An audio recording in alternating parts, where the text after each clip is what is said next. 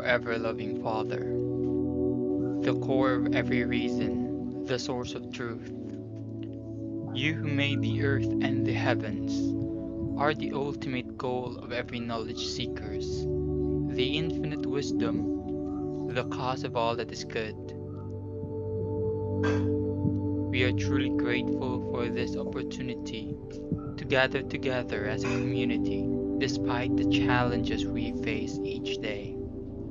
Yet you remained and gave us strength to carry on the responsibilities of bearing intelligence and using them for better purposes. We now humbly ask you to join us in our endeavor to explore the wonders of life in the world for knowledge's sake, that in whatever we learn today, we become more grounded to you, who is truth, who is love. We pray that you bless our speakers, the fount of your infinite knowledge, that they can share something worthwhile despite the limited time we have. They can channel all they know and share to us the beauty and truth of living as your child. We pray that you guide our participants, the seekers of your boundless knowledge, that they may continue to persevere in the search and be deemed worthy to share what they learn from today's session.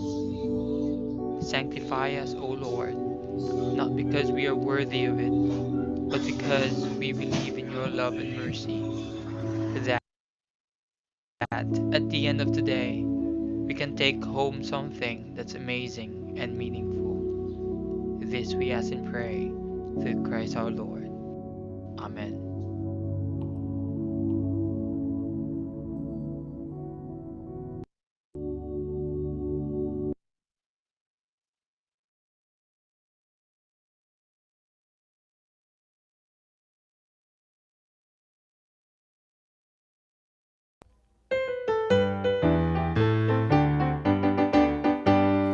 Bayang magiliw, pwes na silanganan, alab ng puso, sa litin mo'y buhay. Lupang linirang, tuwid ka ng magiting, sa manlulupig, di ka pasisigi. Sa dagat at bundok, sa simoy at sa langit bumagaw, may lilatang tula at awit sa paglayang minamahal. Ang isap ng matawat mo'y tagumpay na nagniningning. Ang bituin at araw niya kailan pa may di magdidilim. Lupa ng araw ng walhati pagsinta, tuwa'y langit sa piling mo. Aming ligaya na pag may mga api, ang mamatay ng dahil sa'yo.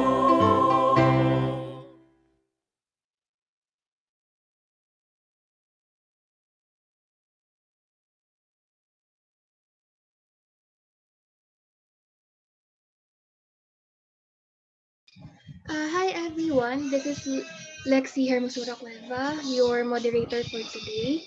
Um, the attendance link is provided on the comment, so I highly recommend to fill out it now because to avoid being forgotten po later.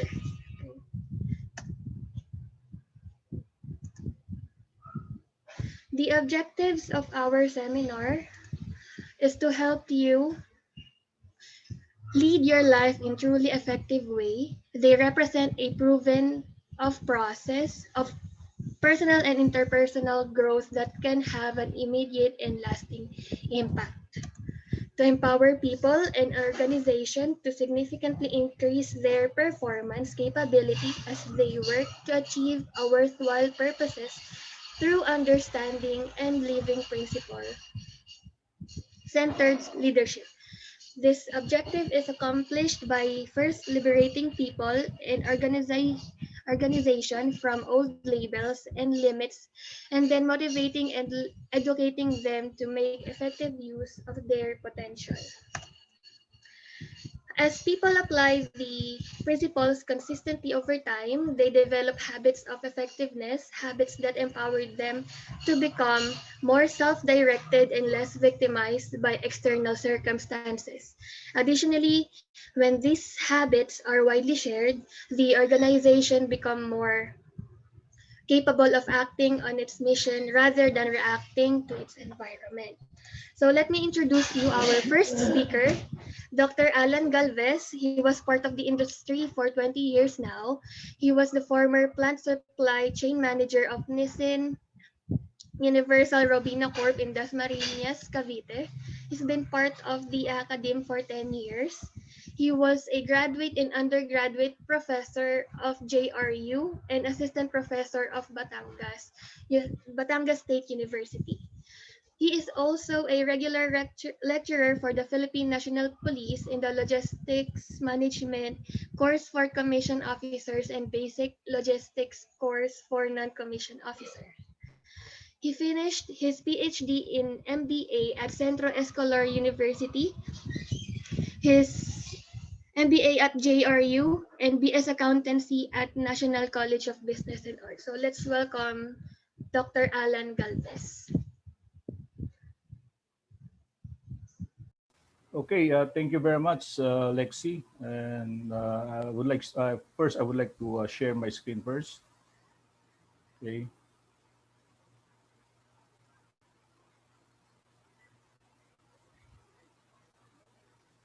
Okay, sirs, ma'am, can you see my slides?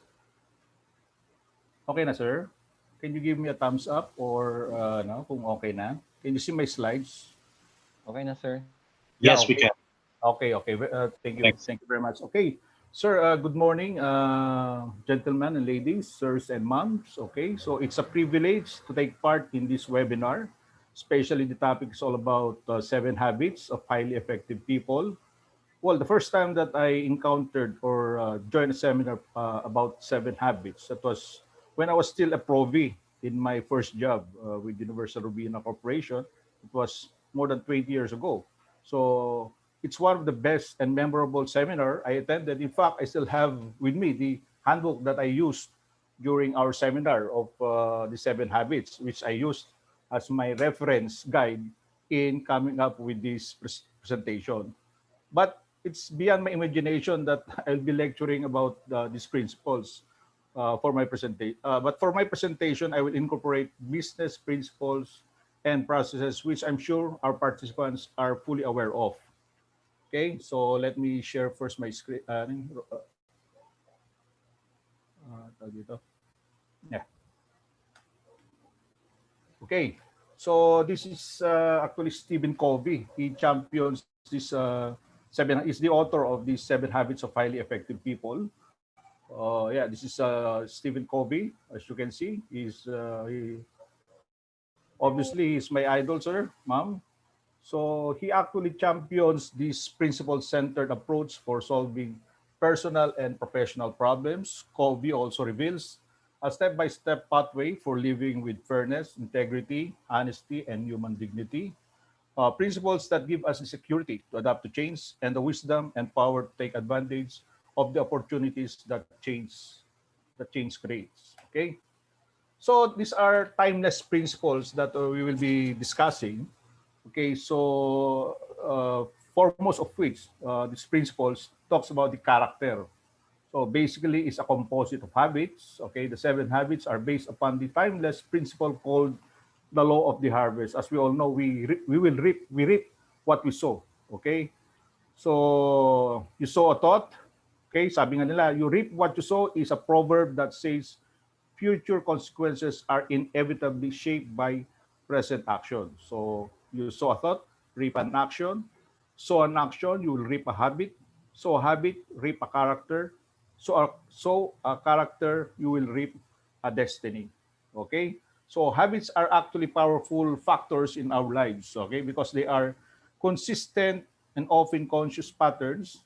They constantly and daily express our character and produce our effectiveness or ineffectiveness. Okay, so I'm showing to you this, as we all know, this is the picture of the tip of the iceberg. It's an idiomatic expression that's saying there's a lot more to see, but beyond the surface. Okay, so basically it means that something is only a small part of a much bigger situation. Meaning, if our personality is only a small part of a much bigger situation, which is our character.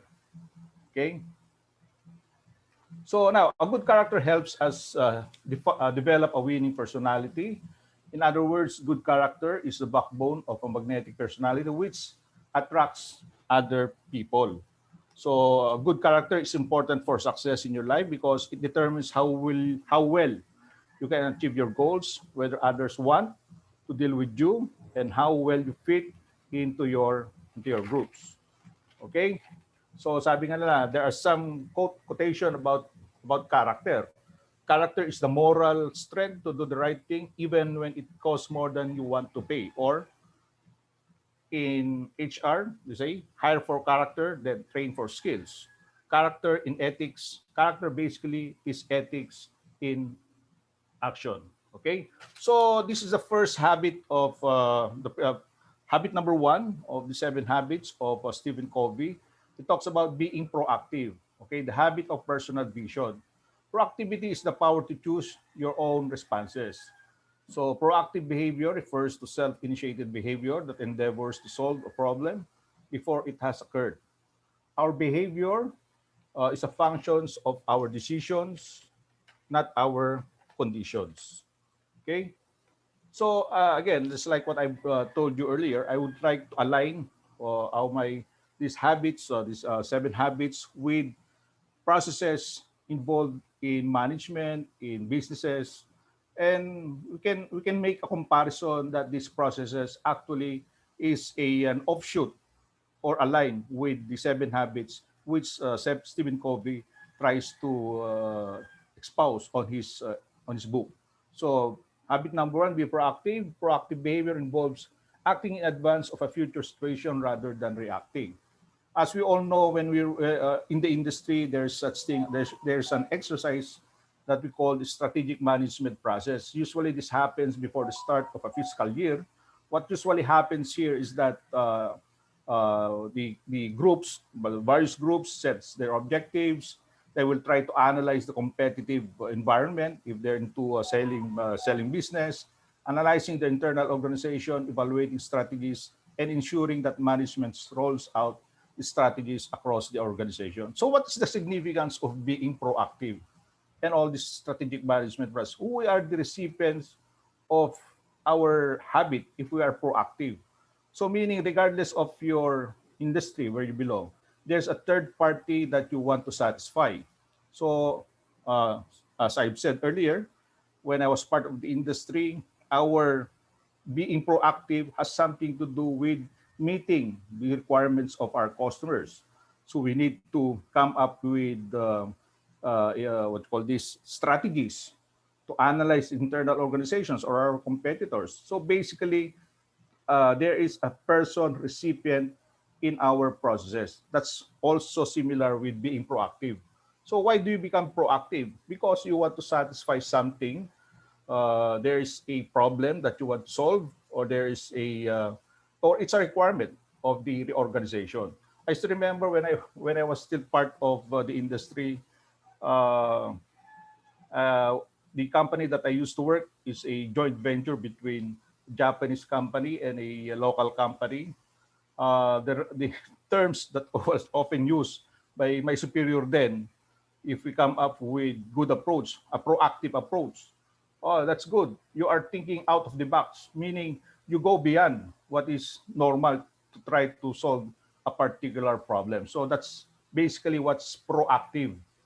There's such thing as also being reactive, but that's would be another topic that will be tackled right after this presentation, after this slide. So I don't know, I'm not yet familiar with the sequence of our presentation because actually up to the last minute we are still preparing. We're trying to polish our presentation. But habit number one, be proactive. It means more than merely taking initiative. It means as human beings, we are responsible for our own lives. We have the initiative and the responsibility to make things happen. Okay, so these are the difference between a reactive and a proactive person. So when you are a reactive person, you react to the past rather than anticipating the future. Solve matters as they arise. But if you are a proactive person, you act before a situation becomes a source of confrontation or crisis, or solve matters before they become an issue. Okay?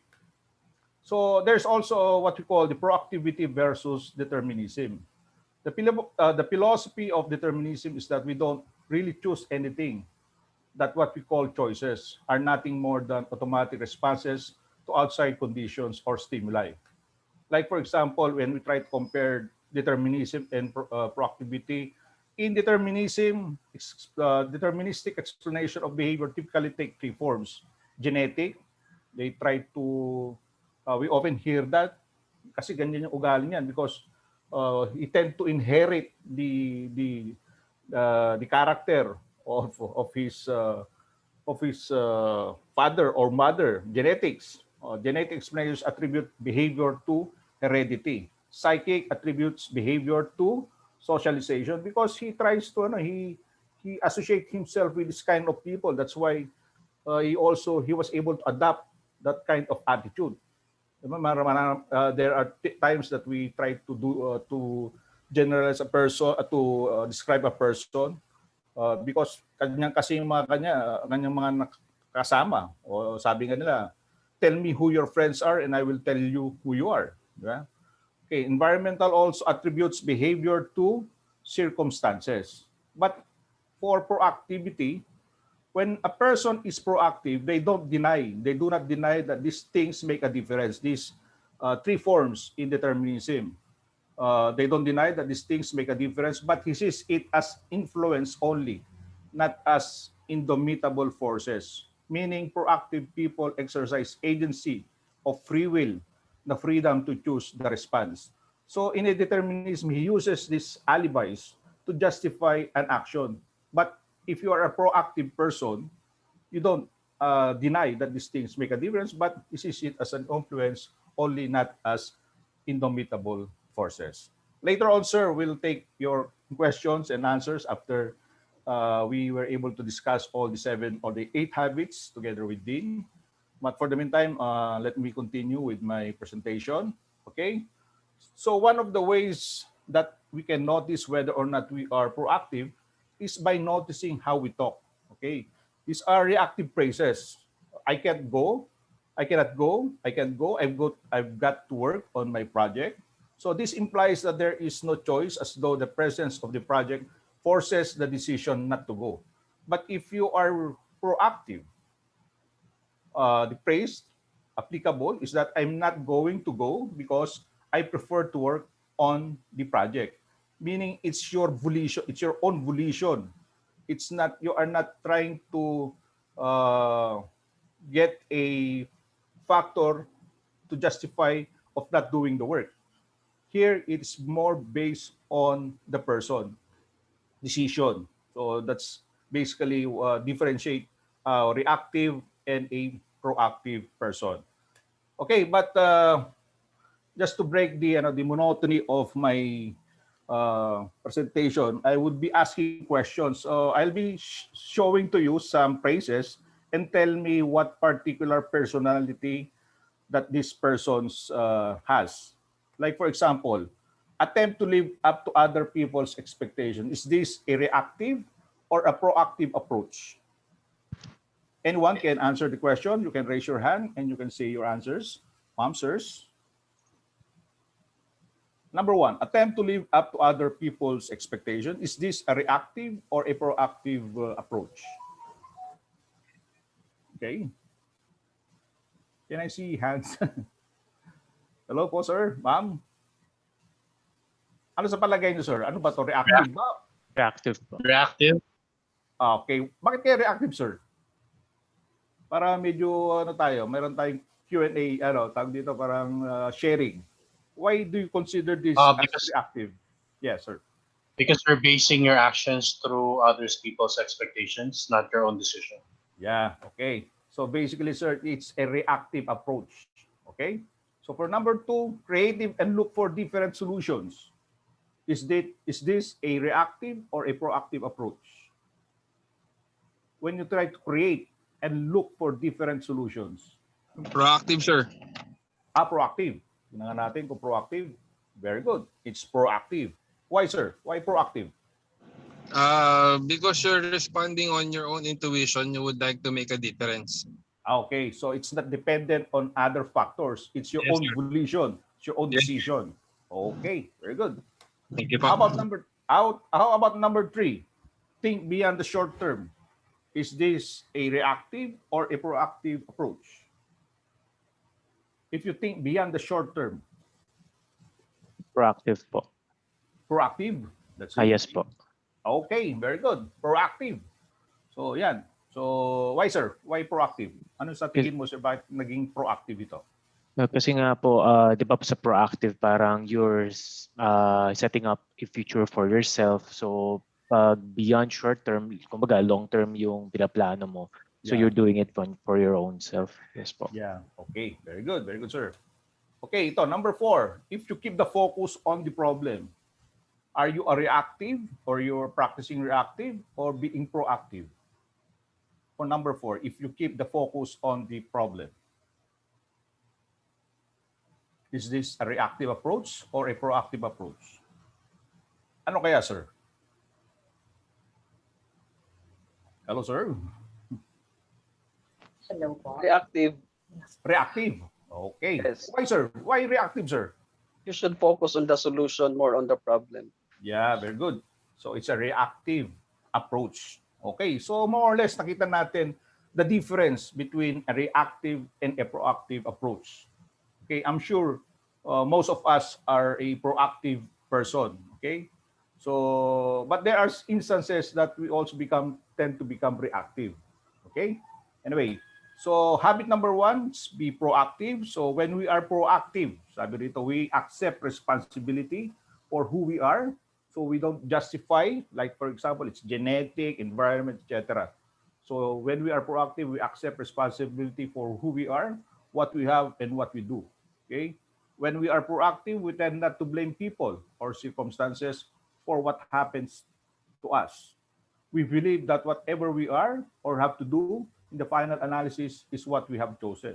Halimbawa, sa school dati, nung nasa high school pa siguro tayo, kaya ako bumagsak kasi hindi ako pinakopya nung kasi hindi nag-review yung katabi ko eh. Usually doon ako kumokopya kaya bumagsak din ako. So definitely, that's not a proactive. It's more of a reactive. Tend to blame people or circumstances for what happened to us or to them. So ano lang yan, this example lang to emphasize what is being proactive is. Okay? So I also use different authors about being proactive. I've chosen this principles which this author Michael Mogill tries to what you call this? Tries to promote also. For number 1, it's all about you when part of being proactive principle. So no one else is to get you where you want to go. It's up to you. Okay. Number 2, be focused solution. We are all going to run into problems, but it's how you handle them that makes you effective. There are people, if he's a reactive, he tends to blame other persons, sinisi niya na lahat except himself. So that's not So if you are proactive, you should be solution focused. And number 3, be accountable for getting stuff done. Okay. Have a clearly defined goal that is quantifiable. I still remember my professor in quality management. I'm sure you also have encountered this phrase. Sabi niya, even while I was in the industry, you cannot improve what you cannot measure. Sabi ganon. Even up to now, when I teach my students, I always tell that, even to my classmates, you cannot improve what you cannot measure.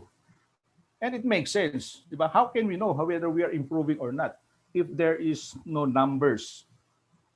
Okay, how we will know that we are, for example, losing weight if we don't measure it, right? So have a clearly defined goal that is quantifiable. Okay, number 4, use SMART goals. Ito, I'm sure alam natin ito, the acronym SMART. When you say SMART, S stands for specific, pick something particular instead of a broad category. Di ba sa ating mga thesis, sabi ng ating mga advisors or mga panel, masyadong broad ang yung topic, be specific para mas mas focus yung ating study. Okay, that's being proactive daw. So measurable, choose something you can quantify. Again, you cannot improve what you cannot measure. Okay. Number 8, attainable. You should actually be able to reach this, and it may just require the right steps. Sabi nga na, it's okay to come up with goals, but you have to make sure it's also attainable, realistic. Number 3, realistic or be honest. And the last one, letter T, is timely. Give its goal a time frame to create a sense of urgency. Like for example, again, going back to my earlier example, I want to lose weight. Kailan, di ba?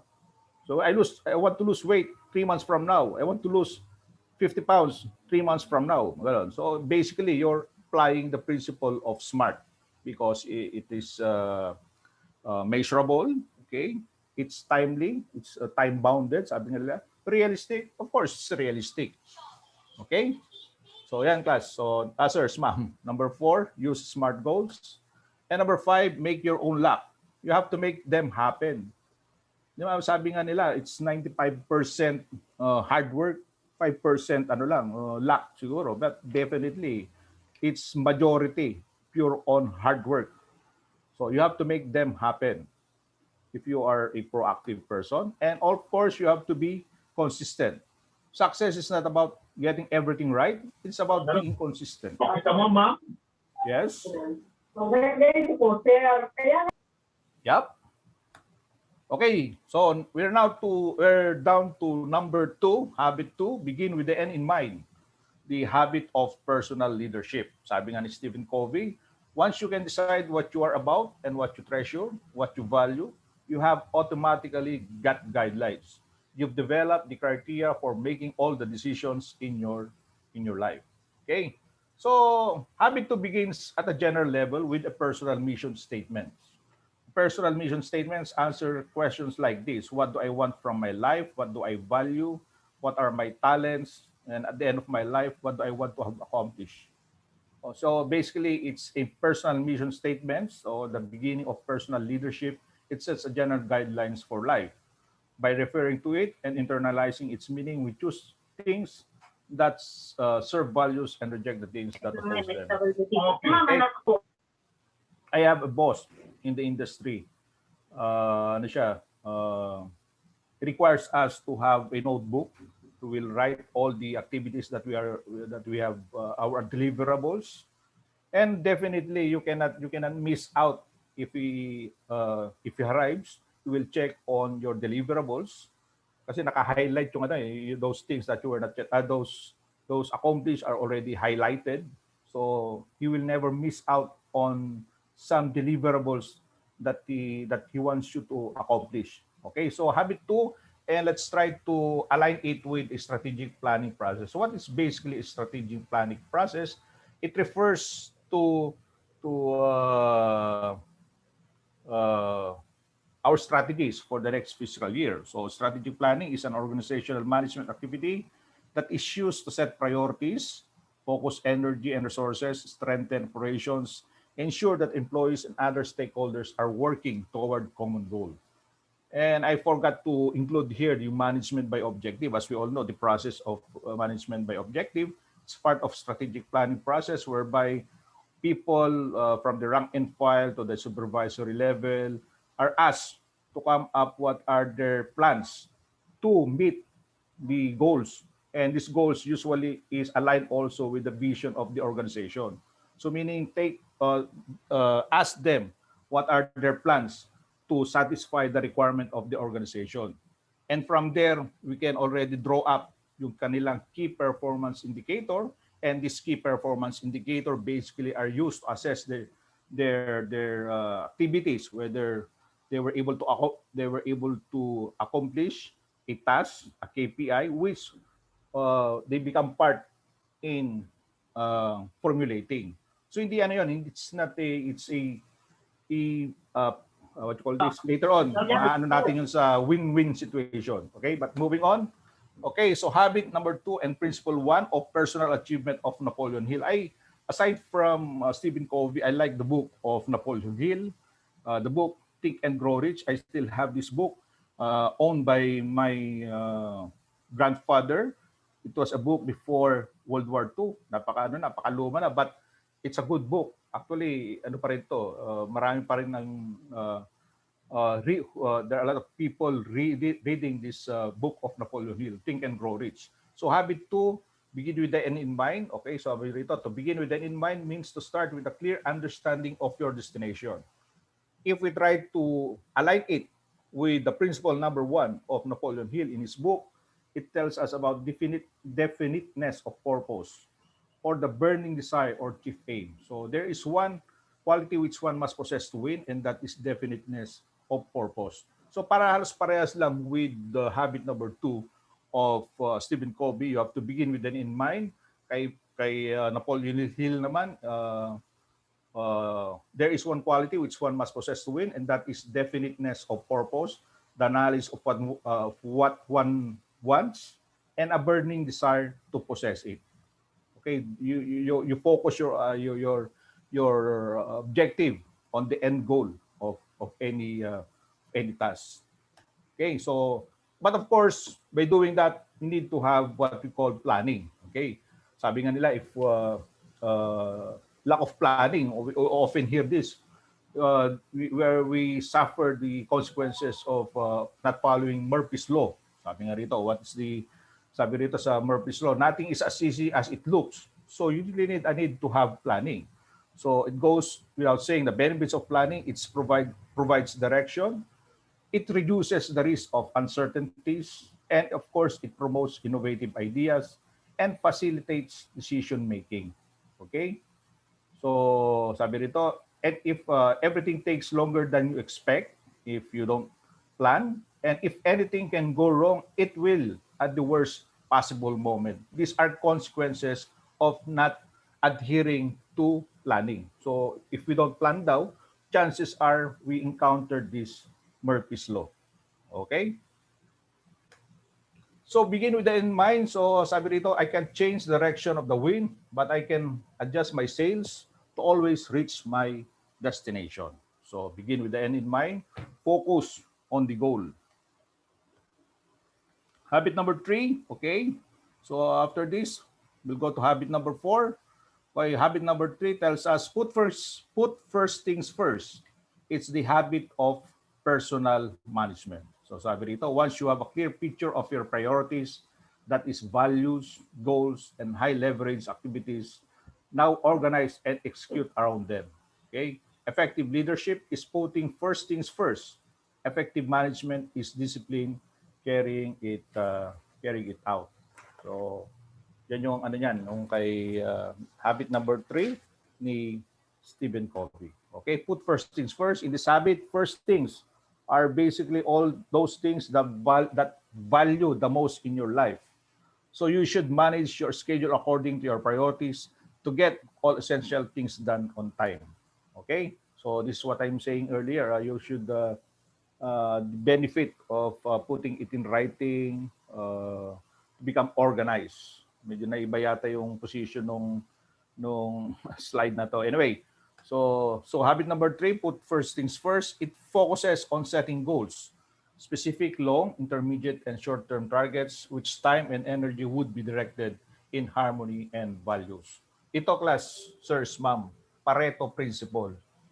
Okay, habit number 3, put first things first. The third habit, Covey talks about prioritization of tasks, creating a list of important tasks. When I was part of the industry, sabi ko, hindi totoo yung Pareto principle na yan. But when we applied that Pareto principle by identifying what are the top 20 saleable items out of the 400 SKUs or out of the 400 products of the company that the company were producing during that time, that get 20% saleable items. So halimbawa, let's put it para mas madaling tiyan, 100 yung product ko, 20% of my saleable products or in number 1 to 20 yung sales noon, yung peso sales already comprises 80% of the total sales. So what does it mean? Ganito lang karami ng product, yung top 20, but it already gives you 80% of outcomes. What is the relation of put first things first? Meaning, if I'm the owner of the business, I have to make sure that my 20% will always be available because it already contributes 80% of my sales. To prioritize my product. O mawala ng lahat, wag lang itong top 20% of my product because this product already give me 80% of my total sales. So in the 80-20 rule, you prioritize the 20% of factors that will produce the best result. You have to put first things first. So if you're part of the industry, the selling business, again, identify what are your 20% saleable items because those items already give you 80% of your total sales. And it's consistent, class. We've been following that from how many years we're trying to disprove itong Pareto principle. Pero parehas, ganun na ganun parati ang lumalabas. Kaya I truly believe on these Pareto principles, not only in selling, but also like, for example, in quality issues. If there are 10 quality issues, just 10. So 20% of that is 2. So identify the first 2 reasons why you are encountering quality problems, address that, and you're already able to address 80% of your total problems pertaining to quality. So yun yung significance nung Pareto principle in align with habit number 3 or put first things first. Okay? Habit number 4, okay, this is the last habit for me because habit number 5 up to 8 will be discussed by our Dean, Dean Adrian, okay? So habit number 4 is think win-win. When you think win-win, isn't about being nice, nor it is a quick fix technique. It's a character-based code for human interaction and collaboration. Okay, so these are negotiation style, as you can see. There are 5 negotiation style. Actually, when I lecture with our Philippine National Police negotiation style, I try to lecture this negotiation style by way of role playing. I ask the police to come up with a skit or a role play showing this various negotiation style. But I would like to focus on the I win you win or win-win solution. As you can see, when there is a win you win, it means there is collaboration, di ba? Collaboration is the process of 2 or more people, entities or organizations working together to complete a task or achieve a goal. So if you want to have a win-win situation in your organization, you have to collaborate. Hindi pa pwedeng to come up with a win-win scenario without collaboration, di ba? If it's a I win, you lose, you're basically have this competition or compete negotiation style. Okay? So we always aim for a win-win. So meaning there should always be collaboration. Because if it's a win, you lose, competition, it's not a good negotiation. We always aim for collaboration. So collaboration, of course, will always leads to more innovations because sabi nga nila, you can generate more good ideas. 2 heads are better than 1. So there's collaboration. There will be an efficient process. You will increase your success, and of course, it will also improve your communication. Ano ba yung mga root causes why there are misunderstanding? Because they don't collaborate. Di ba? What they want is to compete. I win, you lose. But if you collaborate, you improve communication, magkakaroon ka ng win-win situation, which is an ideal scenario in any organization, di ba, sirs, ma'am? I'm sure you agree with that. So we need to collaborate for us to come up with a win-win situation. Okay? So again, habit number 4 and management by objective. Ito rin nasabi ko kanina, okay? So if it's a win-win, you work effectively with others to achieve optimal results. Again, it's all about collaboration. Win-win means that agreements or solutions are mutually beneficial, mutually satisfying. Hindi naman yung the other party will only benefit, the other will lose. So hindi ganun yung that's not win-win. So win-win sees life as a cooperative, not a competitive arena. So there's a management principle again, management by objective. I've talked about this one earlier. Okay, strategic management model that aims to improve the performance of an organization by clearly defining objectives that are agreed to by both management and employees. So it's a chance of there is collaboration between management and the workers or the rank and file or the supervisory level to come up with a target that is acceptable to all parties. Kasi kung top management lang magsabi ng goal, hindi naman na-consult yung mga rank and file, baka hindi, cannot be achieved. Especially those people who works in the rank and file are more knowledgeable on what is happening in the field, in the market, for example. So there should be a collaboration. And in the business setting or in any organization, management by objective actually applies this principle of Stephen Covey of think win-win. Okay? So having a say in goal setting and action plans encourages participation and commitment among employees as well as aligning objectives across the organization. Hindi ba, we all know the principle of Kaizen. What's Kaizen? It's all about continuous learning.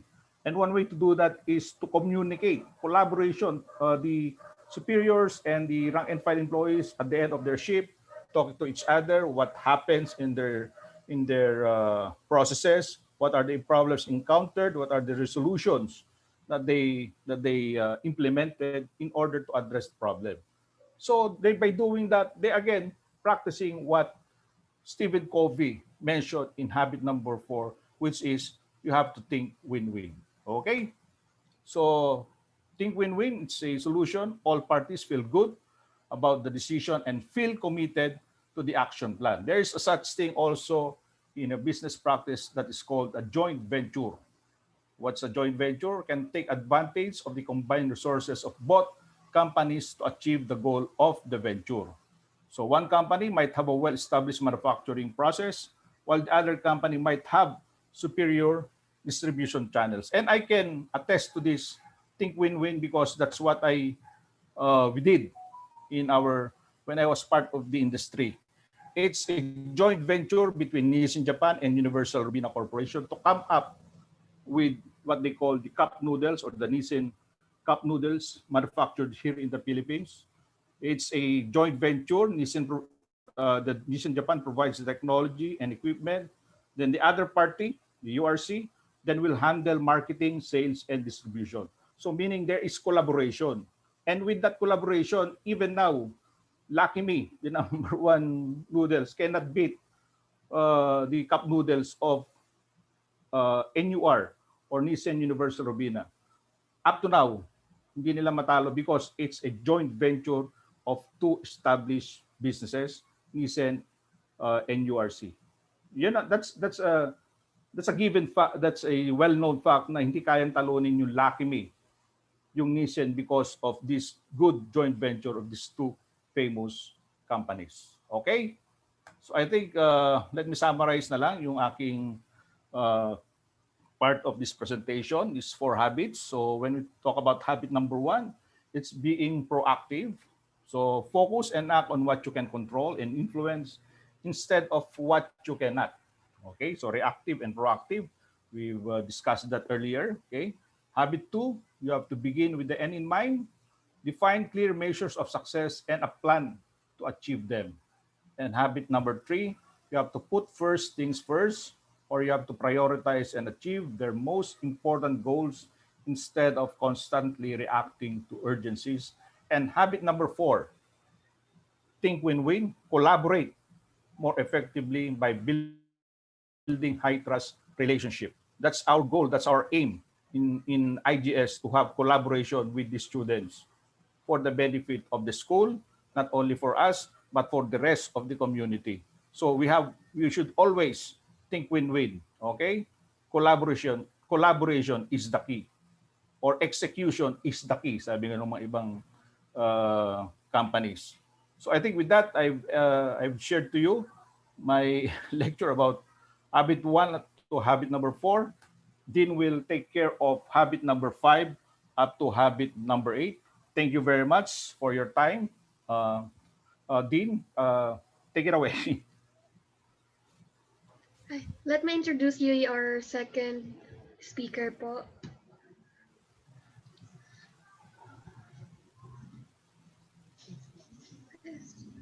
Share.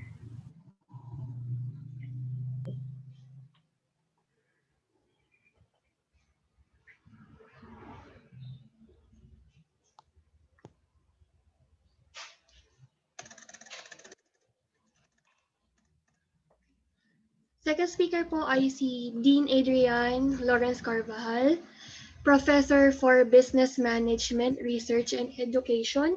He published nationally and internationally in referred in ISI journals, multi-awarded researcher, multi-international and national research paper presenter and resource speaker engagements, Best Research Paper in 2021 International Multidisciplinary Research Conference 2021 Global Leaders and Educators Awards for Leadership and Research. Dean, I'll give you the floor na po. Thank you, Ma'am Thank Lexi. Good morning, everyone. Can I have the screen share function po?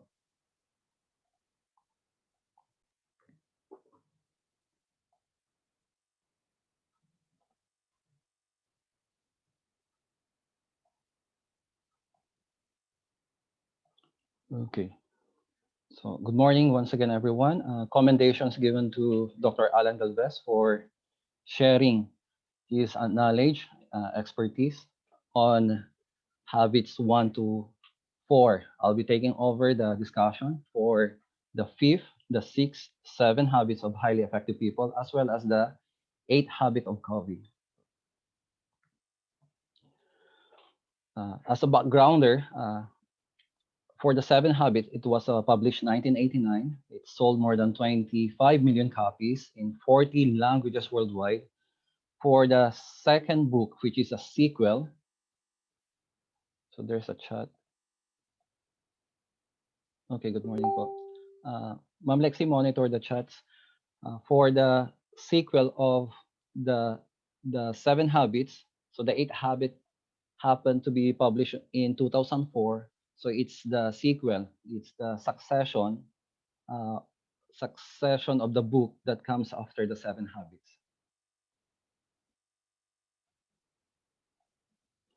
Okay, to give an overview, a briefer on the 7 habits, as mentioned by Dr. Allan Galvez, our character becomes a composite of our habits, which factors heavily in the determination of our lives. So our character becomes our habits. These habits are going to be consistent, but these are unconscious patterns that expresses our character. And according to Covey, this determines or this results in our effectiveness or ineffectiveness. Already mentioned by Dr. Allan Galvez, but I need to reiterate anyway the proverb coming from Lao Tzu. We need to watch our thoughts because they become our words. We need to watch our words because they become our actions. Our actions becomes our habits. Our habits becomes our character, and our character becomes our destiny. So this is given by Lao Tzu. For purposes of giving an operational definition of habits, well, according to Covey, this is the intersection. It's a combination of our knowledge, skill, and desire. So the knowledge here is the paradigm of the what and the why we do things. The skill here is the how we do things. But to be able to cultivate a habit, the desire is going to be in place too. This is the want to do. I need to accept others. Okay. So knowing to listen and knowing how to listen are not enough or sufficient. So unless we want to listen, it won't become a habit. So to be able to create a habit, it requires these three dimensions: the knowledge, the skill, and the desire. There's a relevant book by Charles Duhigg on the power of habit, why we do what we do in life and business. So he mentioned here, uh, Duhigg mentioned here the habit loop. So in this process, the process within our brains is to have this three-step loop. Okay, I need to add. Okay, for first there is going to be a cue, a trigger that tells your brain to go into automatic mode and which habits to use. So that's the first step. Then the second will be the routine, which can be physical or mental or emotional. So in this concept, you need to take note that the routines that we're going to have, it's either physical, a habit that is physical, a mental habit that is also a mental habit, or an emotional habit that we're going to have as a routine. Then there is going to be a reward, which helps the brain figure out if this particular loop is worth remembering for the future or worth doing at all. So this is the habit loop that Charles Duhigg introduced in his book, The Power of Habits. To be able to change our habit, it's either we need to intervene. It's either we need to intervene on the cues or on the routine or on the rewards. I Okay. I remember my daughter who's really we're having problems on the uh, phone playing in her phone. So we made some interventions through a reward system. So yun po yung parang ginagawa po namin to be able to play in the phone. Meron po siyang reward system not to play and to play, or doon din po sa studies niya, ganun po rin po ang ginagawa namin. Okay. In this uh, slide also coming from Duhigg, life is a mass of habits. So our life is a collection of habits that we have accumulated. So all our life, he said, all our life is but a mass of habits. It's either practical habits, emotional, or intellectual habits, systematically organized for our will or woe, and bearing us irresistibly toward our destiny, whatever the latter may be. So either these habits that we have as a mass of habits in our life either contributes to our will or to our woe, to our success or our failure.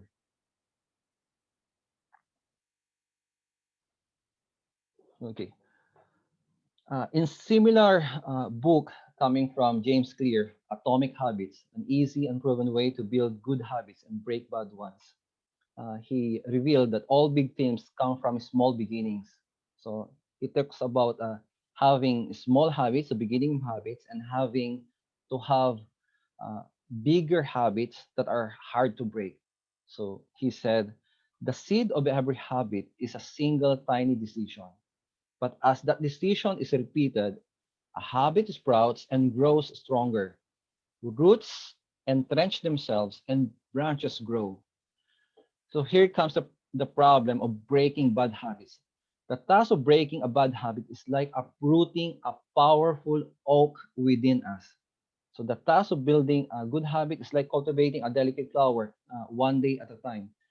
But when you have a bad habit, it's like uprooting a powerful oak within us. So medyo mahirap na if there's a bad habit that is already ingrained in our system, in our life, that we need to break. And how do we cultivate naman in contrast habits? Oh, we start with uh, small sprouts, like cultivating a flower, a delicate flower, one day at a time. The sustainability of small habits. This is also mentioned by James Clear in his book Atomic Habits. But when nothing seems to help, uh, he said, I go and look at a stonecutter hammering away at his rock, perhaps 100 times without as much as a crack showing in it. Yet at the 101st blow, it will split into two. Uh, and I know it was not the last blow that did it, but all that had gone before. So this talks about the sustainability of small habits, trying to cultivate habits. Somehow, you're going to have a breakthrough of success with the sustainability, sustaining small habits. Okay. Now I'll be starting on the fifth habit, the seek first to understand, then to be understood. So this habit on seeking first to understand, then to be understood talks about empathetic listening. So use empathetic listening to genuinely understand a person, which compels another to reciprocate the listening and take an open mind to be influenced by you. So this eventually creates an atmosphere of caring and positive problem solving because the other person is able to reciprocate your feelings of empathy towards you. Uh, if you're going to have the definitions of empathetic listening, this is provided in this slide. Empathetic listening is when one listens with the intent to understand how the speaker feels in addition to understand his or her ideas. Uh, Showing empathy involves identifying a person's emotions, situations, even if not in agreement with them. With this slide, we can make a conjecture that empathetic listening has twofold. Uh, it's to understand the other situation at the same time feel the other person's situation. So this is empathetic listening. There's another slide that I wish to show you uh, with the discussion of the types of listening, appreciative and empathetic. But I'm going to concentrate once again on the empathetic. With this slide, there's a term there. It's there's a metaphor that was used, and the metaphor will be when you listen empathetically, you listen to a distressed friend. So it's like listening to a person that is distressed or sad, and that you are going to be the person or friend that you're going to listen. So maganda yung metaphor na binanggit dito, that when we listen empathetically, it's like listening to a person, a friend that is in distress. Okay, this one came from a WikiHow on how we can put ourselves in the shoes of another person. So empathetic listening has a metaphor of putting yourself in the other person's shoes. And how do you put that one? So here are the guide. In particular, I like the number 3 and number 4. So number 1, we listen more and speak less. So when you're going to listen empathetically or put yourself in the other person's shoes, listen more and speak less. Naturally. Number 2, we wait for your turn to speak. So maybe after, after the person have revealed all, then it's your time to speak up also. But number 3 and number 4 is the thing that has really caught my attention. Number 3, remind yourself at all times that everyone has challenges to face. So indeed, there is a wonderful saying, be kind, for everyone you meet is fighting a battle you know nothing about. So every person are facing challenges going on deep inside themselves, and it is impossible to see these challenges from the surface. So you may see a person that may be happy, uh, but definitely inside there is a battle brewing or going on in themselves. So so remind yourself at this time that every person is facing challenges. Number 4, be accepting also. Everyone makes mistakes. Things happen that are not purposely wrong. So this person may have a good intention, good purpose, but eventually some things are out of the person's control. So these are uh, 3 and 4. The number 3 and 4 are things that have really caught my attention. Whenever we're going to put ourselves in the other person's shoes. Okay. In the last discussion that I'm going to have on the fifth habit, uh, I'm going to introduce to you the concept of Rogerian argument. Uh, rhetorical and conflict resolution technique based on empathizing with others, seeking common ground, and mutual understanding and learning while avoiding the negative effects of extreme attitude polarization. So whenever we're going to use the Rogerian argument, this is also uh, empathizing with others. You're going to have empathetic listening. At the same time, the key word that I wish to emphasize here is we need to avoid the extreme attitude polarizations. So we need to avoid the the the extreme stand of the other person that we are listening to. For further discussion, to situate this one, there's a concept, Rapoport's three ways of changing people. So it came from his book, 1960, Fights, Games, and Debates. It was reiterated in another book. It was discussed in Young, Baker, and Pikes in 1970 textbook, Rhetoric, Discovery, and Change. In here, they discuss the three ways of changing people that could be applied either in debates or in negotiation. So we have the Pavlovian strategy, the Freudian, and the Rogerian. But for the empathetic listening, it relates to the Rogerian strategy. As a backgrounder or briefer for the Pavlovian, I encountered this concept while I was taking up my education courses. It significantly relates, if you can remember your education, if you have your education courses before, the Pavlov experiments on dogs. Basically, the Pavlov experiment on dogs of Pavlov gives a story that Pavlov, whenever he's going to ring the bell for the dogs, it signifies that the dogs are going to eat. So whenever Pavlov is going to feed the dogs, first is what he's going to do is ring the bell. So with the ringing of the bell, there's a conditioning already that is going to feed the dogs, and the dogs are conditioned that they're going to be fed with the ringing of the bell. So this Pavlov strategy is by controlling people through rewards and punishment. So the Pavlovian strategy represents people as a bundle of habits that can be shaped and controlled by punishments or either rewards. So this strategy changes people by punishing undesired habits and rewarding desired habits. We do this.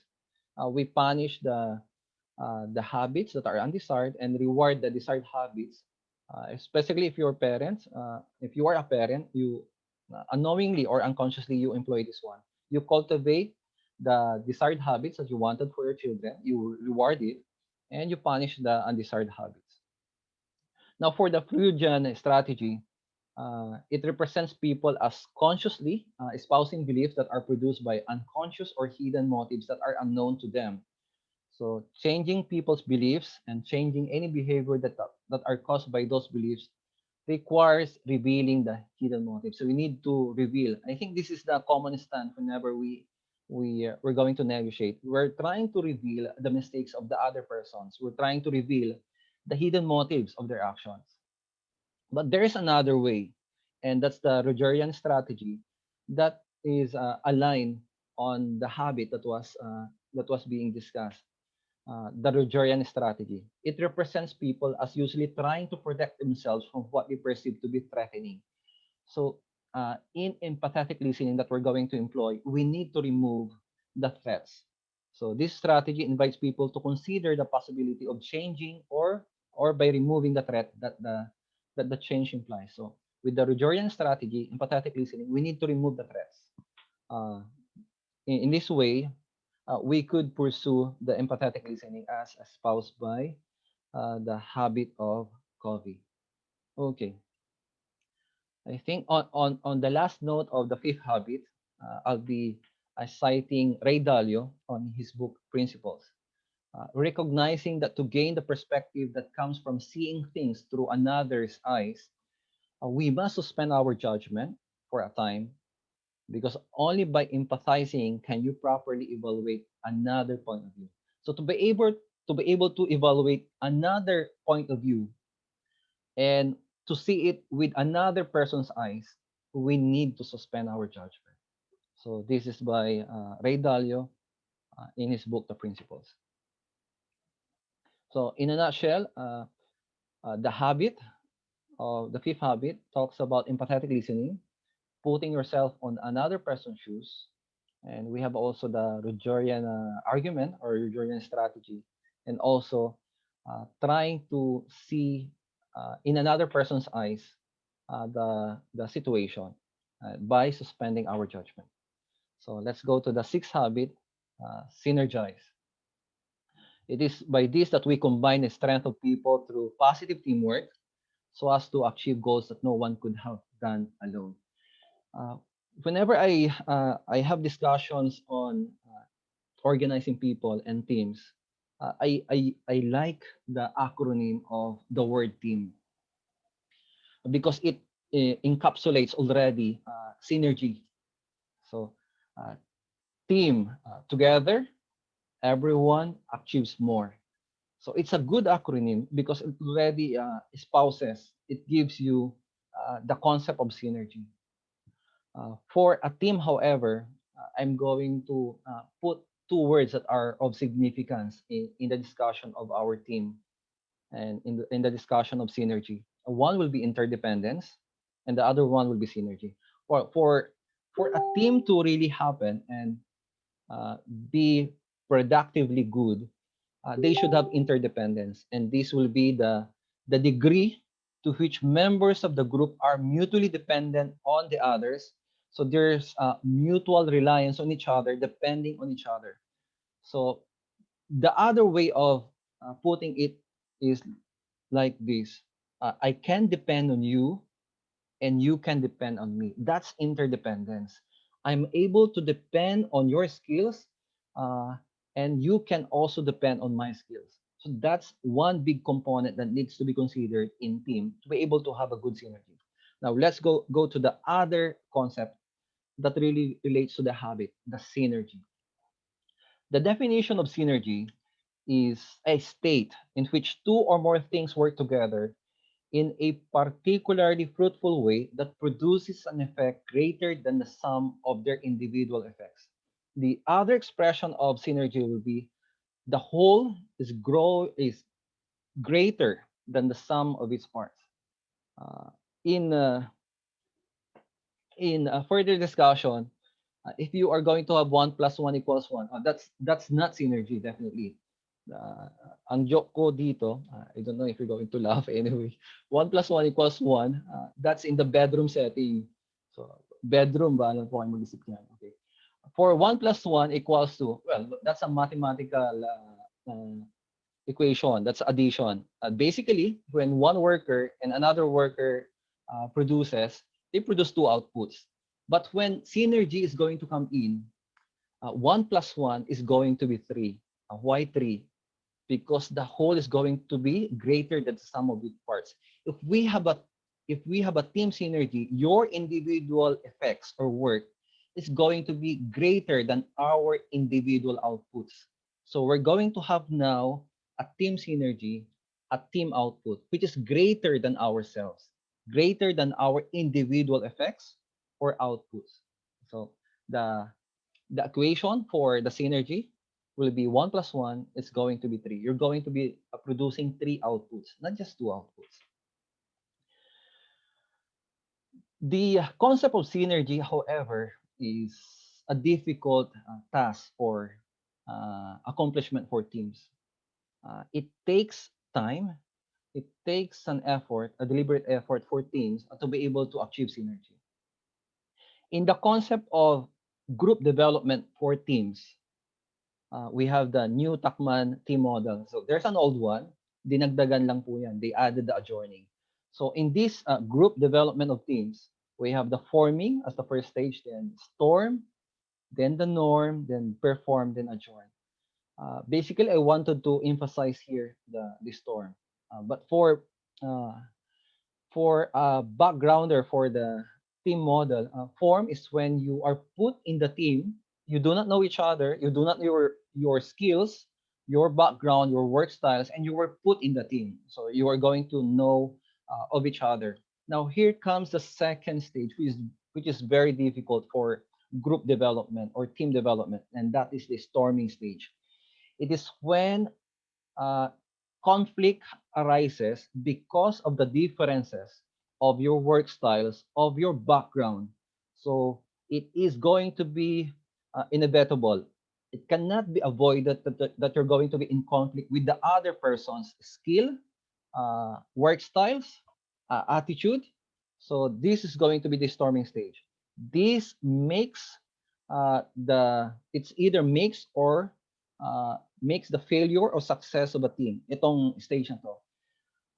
Because if you cannot prosper with your quarrels, with the storming stage, your team is not going to prosper with the norm and perform stage. With the norm stage, uh, rules and processes are standardized. You begin to accept the roles and the work style and the functions of your team members. So that's the norming. After the norming stage comes the performing stage. You are now able to fully achieve synergy in performing, in trying to achieve your team goals. So that's performing. The joining part was added in a later on by Takman because walang forever sa team. So there is no forever in the team because eventually the team is going to be disbanded, closed. The other term for adjourning is actually mourning. Mourning because you're going to cry. When you have already achieved team synergy, you're comfortable with each other. Somehow this team is going to be disbanded. It's going to be closed once the team goals has been achieved. Or the other team members are going to be tapped as leaders also of the other teams pursuing other team goals. So there is no forever on the teams. It can be disbanded too.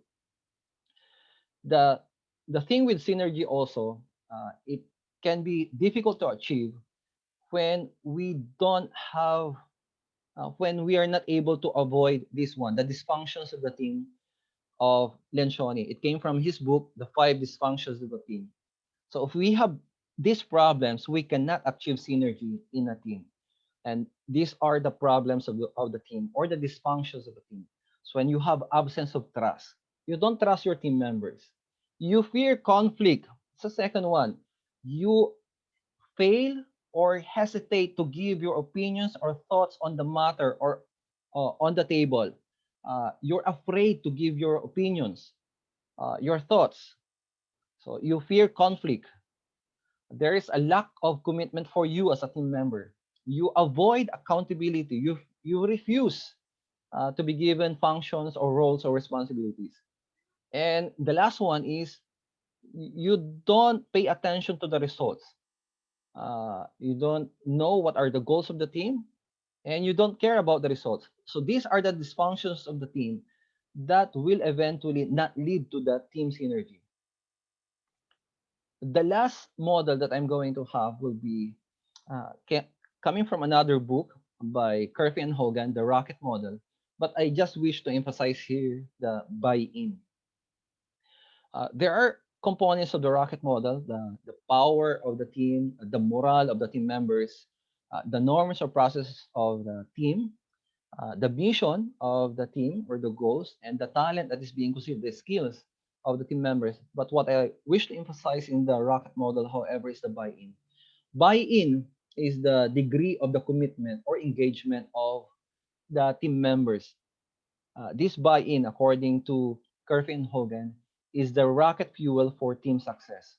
So if the team members are not committed, are not engaged, it's either for the team goals, the roles and the norms, and the success of the team, there is no fuel for team success. It will not fire. The team is not going to be if you're going to compare it to a rocket, it will not have the fuel necessary needed to be able to reach its success.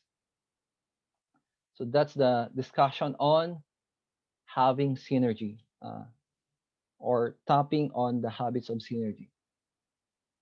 Now, for the seventh habit, sharpening the saw, this is the final habit from his first book, Seven Habits of Highly Effective People. This is the concern here is on the continuous improvement. He mentioned here, Covey explains here the upward spiral model in sharpening the this section, sharpening the soul section. He mentioned in the upward spiral model that it consists of three parts. You learn, you commit, and you do. So in the area of continuous improvement or self-development, you need to learn, you need to make a commitment to apply what you have learned and do the things that you have learned. So it's a continuous process, and it's the metaphor or comparison that was used by Covey will be upward spiral going up. And I like here the quote coming from Glasso. The improvement begins with an I. It begins with ourselves. So whenever we're going to improve, we're going to seek improvement. This word begins with an I. So it's a good proverb or saying coming from Glasso that the improvement, anything that needs to be improved, it begins with an I. It begins with ourselves. There's a popular story that was given by Covey in this book in trying to explain the sharpening the saw. So join me as I read through the story that was given by Covey in his book. Suppose you were to come upon someone in the woods working feverishly to saw down a tree. What are you doing? You ask. Can't you see? Comes the impatient reply. I'm sawing down this tree. You look exhausted, you exclaim. How long have you been at it? Over 5 hours, he returns. And I'm beat. This is hard work. Well, why don't you take a break for a few minutes and sharpen that saw? You inquire. I'm sure it would go a lot faster. Then here comes the reply. I don't have time to sharpen the saw, the man says. I'm too busy sewing. So, so this one is a good story that tells you that we should have time to sharpen our saws to better function in our jobs, in our work, in our passions, and in our life. We need to sharpen ourselves. The sharpening here, I think it's here. Okay, the sharpening here not only pertains to the physical, spiritual, mental, social, emotional. So these are the things that we're going to sharpen. We take time to renew and refresh the four dimensions of our natures.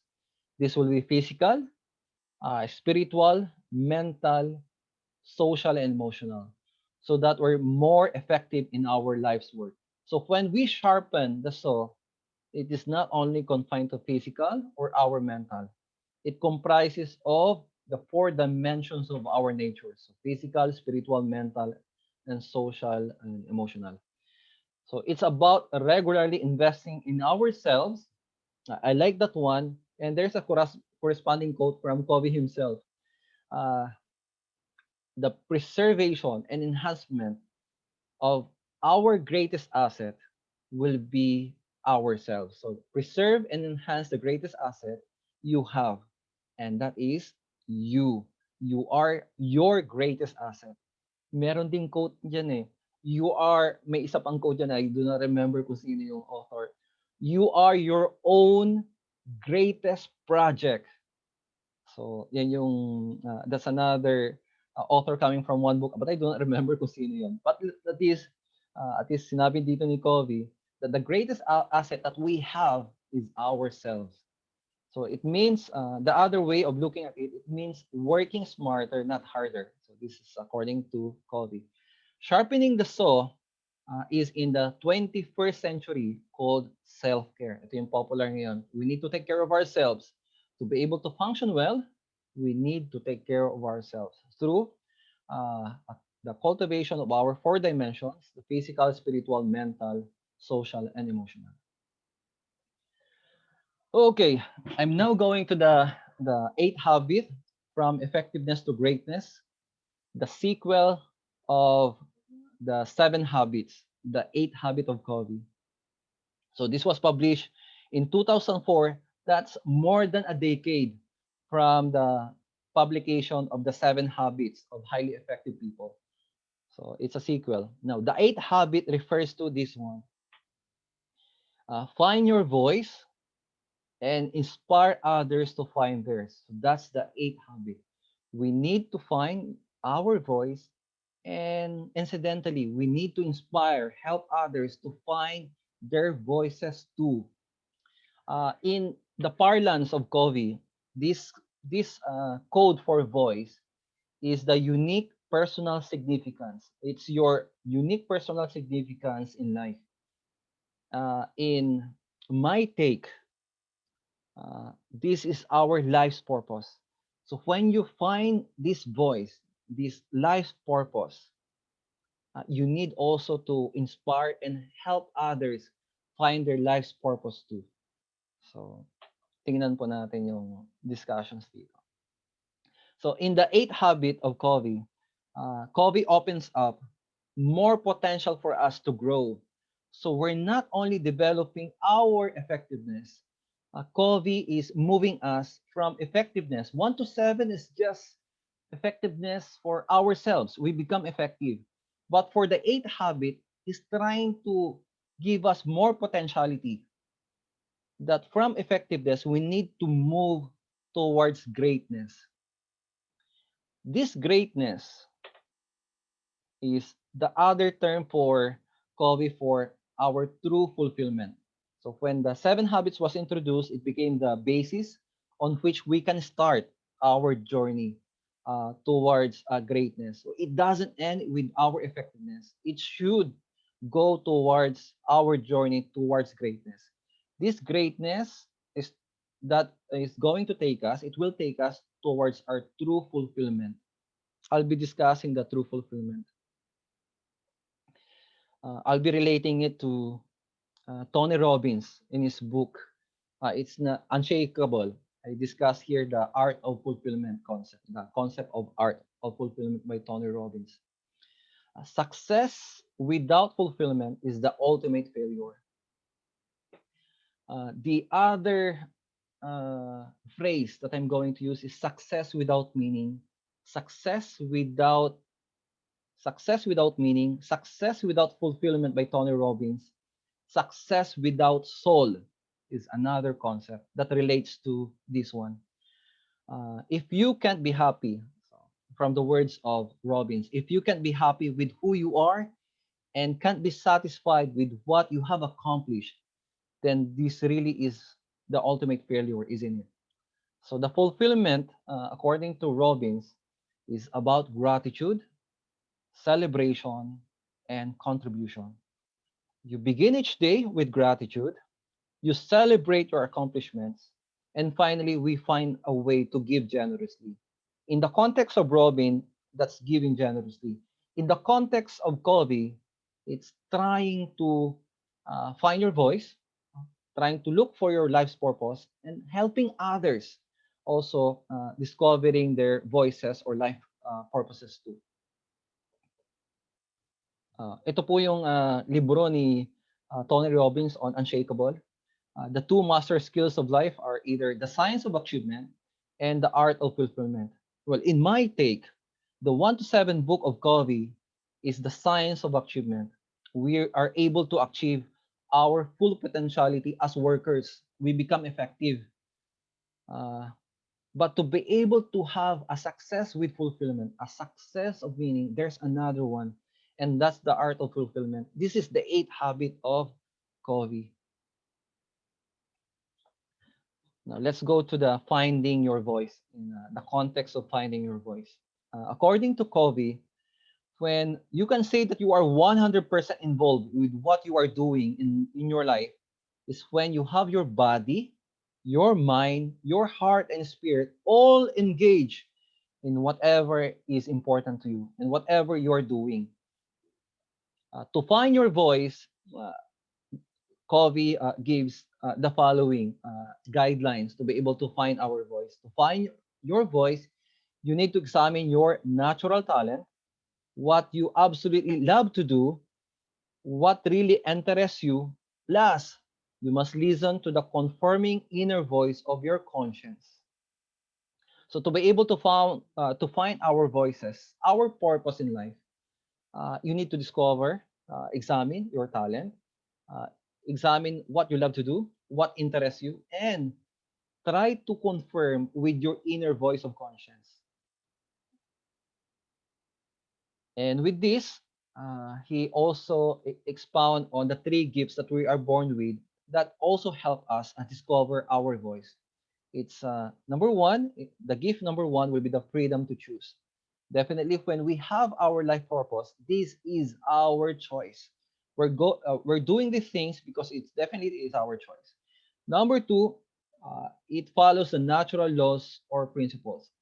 When we have positive consequences from our fairness, kindness, respect, honesty, integrity, service, and contribution, this follows that the you're going to have fairness in return, kindness, respect. So it follows this principle. It's like a karma principle, and there is a saying also that whenever you're going to give a flower to a certain person, kindness to a certain person, the kindness is also going to be returned to you. Or that flower, the smell of the flower is going to be is also in your hands. So gift number three is the four intelligences that we have: the mental, physical, emotional, and spiritual. These are the gifts that was bestowed on us. That whenever we're going to discover our life voices, life purpose, we need to have it aligned with our mental, physical, emotional, and spiritual. I highlighted here the spiritual also because my take on the eighth habit will be uh, on the spiritual. Okay. Great achievers. Another point of Covey will be the great achievers. He said, for great achievers, expressing their voice through the use of their intelligences. So here are the examples. When great achievers develop their mental energy into vision. So mental energy into vision, that's the expression of their voices. Physical energy into discipline. Emotional energy into passion, and spiritual energy into conscience. These are the expressions of the great achievers whenever they're going to manifest their voices in the expression of their voices. Okay. Uh, there are two components of the book of Eight Habits. The first one is finding your voice, and the second one will be inspiring others to find theirs also. So you don't stop from finding or the discovery of your voice or of your life's purpose. You need to help others also. You need also to inspire others to find their voices. So when you have found your voice, you can begin inspiring others to do the same. So this is, according to Covey, great leadership. So great leaders have always inspired people to find themselves and to find their voices. So this is the essence of greatness, according to Covey. So from effectiveness to greatness, this is the greatness that Covey is talking about. So you cannot just end in your effectiveness. You should journey towards greatness. How? By helping others find their voices too. Leadership greatness, according to Covey, is about four things. One will be modeling the seven habits, doing the seven habits that talks about the effectiveness. You need to have pathfinding, the discovery of your voice, the alignment of this voice from your mental, physical, emotional, and spiritual dimensions, and empowering others also towards this path. So this is the leadership greatness of Covey. So four things. Okay, I'm down to the last few slides that I have. I have when it comes to mas nauna yata to. Oh, sige po. Sige po. I have done researches on the eight habit taken in the perspective as work spirituality. So ito po yung studies that I have conducted on work spirituality in the context of 8 habits of Covey. So the first one will be spiritualizing services in the government, the effects of spirituality in the work of selected Philippine government employees. This was published in International Journal of Economics, Commerce, and Management. The second one is the spirituality of teaching. So I have also examined the work spirituality of teachers, of select high-performing teachers in the Catholic grade schools, because somehow the work spirituality or the 8 habit, the discovery of your life's purpose becomes a great impetus, a great force for your accomplishment or success with fulfillment. It becomes a drive, a good drive to be able to succeed in your work. It's either in the teaching or in your work, either in the private or in the private service or in the public service. So in the context of this one, we have discussions. By 2000, there's a spiritual quotient that was introduced, or spiritual intelligence that was introduced by Zohar and Marshall. It was discussed in their 2005. Then this underpins IQ and EQ somehow, and that makes success with fulfillment a reality. Because with IQ, you may be endowed with high IQ. You may be a great manager with a great IQ, and but you're going to be successful, but without any fulfillment at all. It lacks context. It lacks meaning. Even with EQ, we were able to use the harness the EQ by Goldman.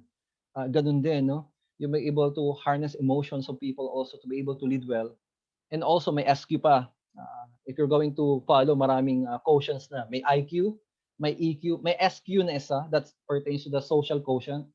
May CQ, merong cultural quotient that also pertains to our intelligences when it comes to the differences of cultures, on how are we going to approach the differences of cultures and trying to uh, deal with other people. And the last one na SQ, ito, spiritual quotient, that makes success with fulfillment a reality. The definition of spiritual intelligence or spiritual quotient is this one: the ability to access higher meanings, values, abiding purposes, and unconscious aspects of the self, and to embed these meanings, values, and purposes in living a richer and more creative life. Without SQ or spiritual intelligence, without attaching meaning to your work, it becomes meaningless. You may be an effective manager or an effective leader, but what is the meaning thereof to you? So you're just going to have an achievement of success without soul, a success without meaning, and a success without fulfillment, according to Tony Robbins. Okay, the last is called from one of the conclusions that I have on the spirituality of teaching, in trying to examine the meaning of teaching to teachers. And this is the words, concluding words that was found in the paper. On the meaning of their teaching, the respondents, the teachers, emphasize a mission or calling. They find their job satisfying when students learn from their class more than the lessons in the textbooks, but also positive values in life. They feel that they are answering a calling, a vocation in teaching, that they consider it a service to God and to others. They also remark that they are making God happy in their teaching, as they consider it their passion and have satisfaction. They consider it their mission, their apostolate in giving back to God. So this is called from the conclusion from the spirituality of teaching study. With this, I'll be having the closing words, and I'll be borrowing the words of Rick Warren, the purpose-driven life. Well, life that we have is a gift, but it is also a test, and it is also a temporary assignment that we have. Hence, we really need to take that into account, that we are here. We have a purpose, a reason for being in this world. And the last one will be without God, life has no purpose. And without purpose, life has no meaning. Without meaning, life has no significance. So this is the words coming from Rick Warren in the purpose-driven life. What on earth am I here for? So yun yun po yun. Yun po yung last slide ko. Thank you for listening. Marami pong salamat. Thank you for bearing with us. Pasensya na po. Sige po. Thank you, Ma'am Lexi, for the Q&A. Thank you. For the attendance, nandyan na po sa Zoom chat. We'll be giving you the certificates also. For the other seminars, upcoming seminars, please watch out for Dr. Kevin De La Cruz talk on Statistics Simplified. We have also a webinar coming on the chef's mind. So we have invited the chef for that. It is under the special topics class of Dr. Allan Galvez. Sige po. Ma'am Lexi, I'll be stopping the sharing po. Okay po.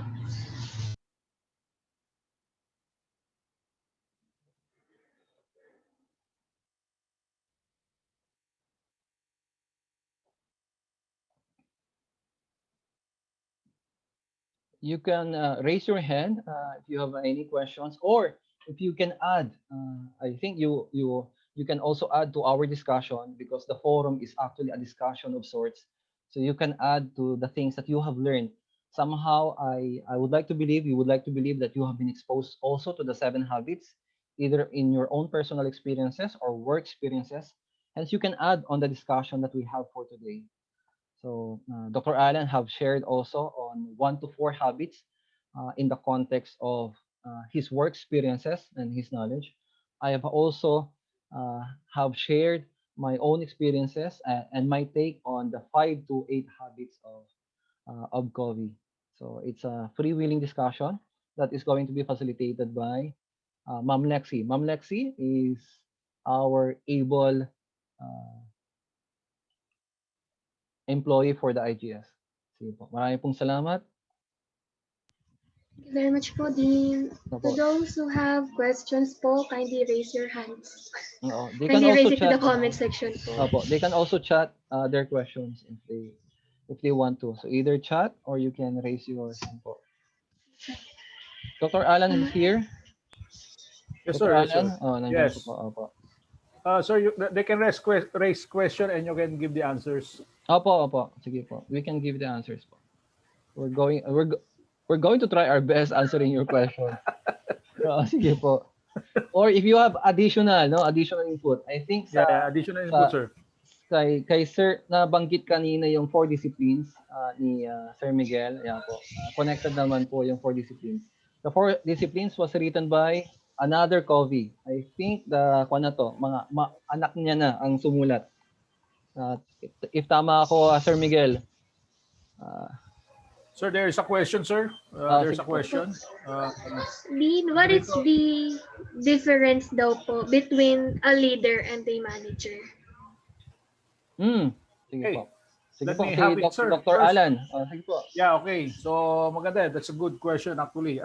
It's often asked in classroom setting, the difference between a leader and a manager.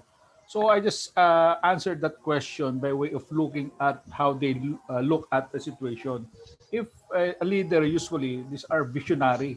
These are more of visionary, while a manager, they are more into the day-to-day activities of an organization, meaning what are the problems that are currently being undertaken. Those are the takes of a manager. Not unlike if you're a leader, you are more focused on the direction, on the long-term goals of the organization. So sabi ko nga doon, we can align that kung leader, he looks at the vision statement.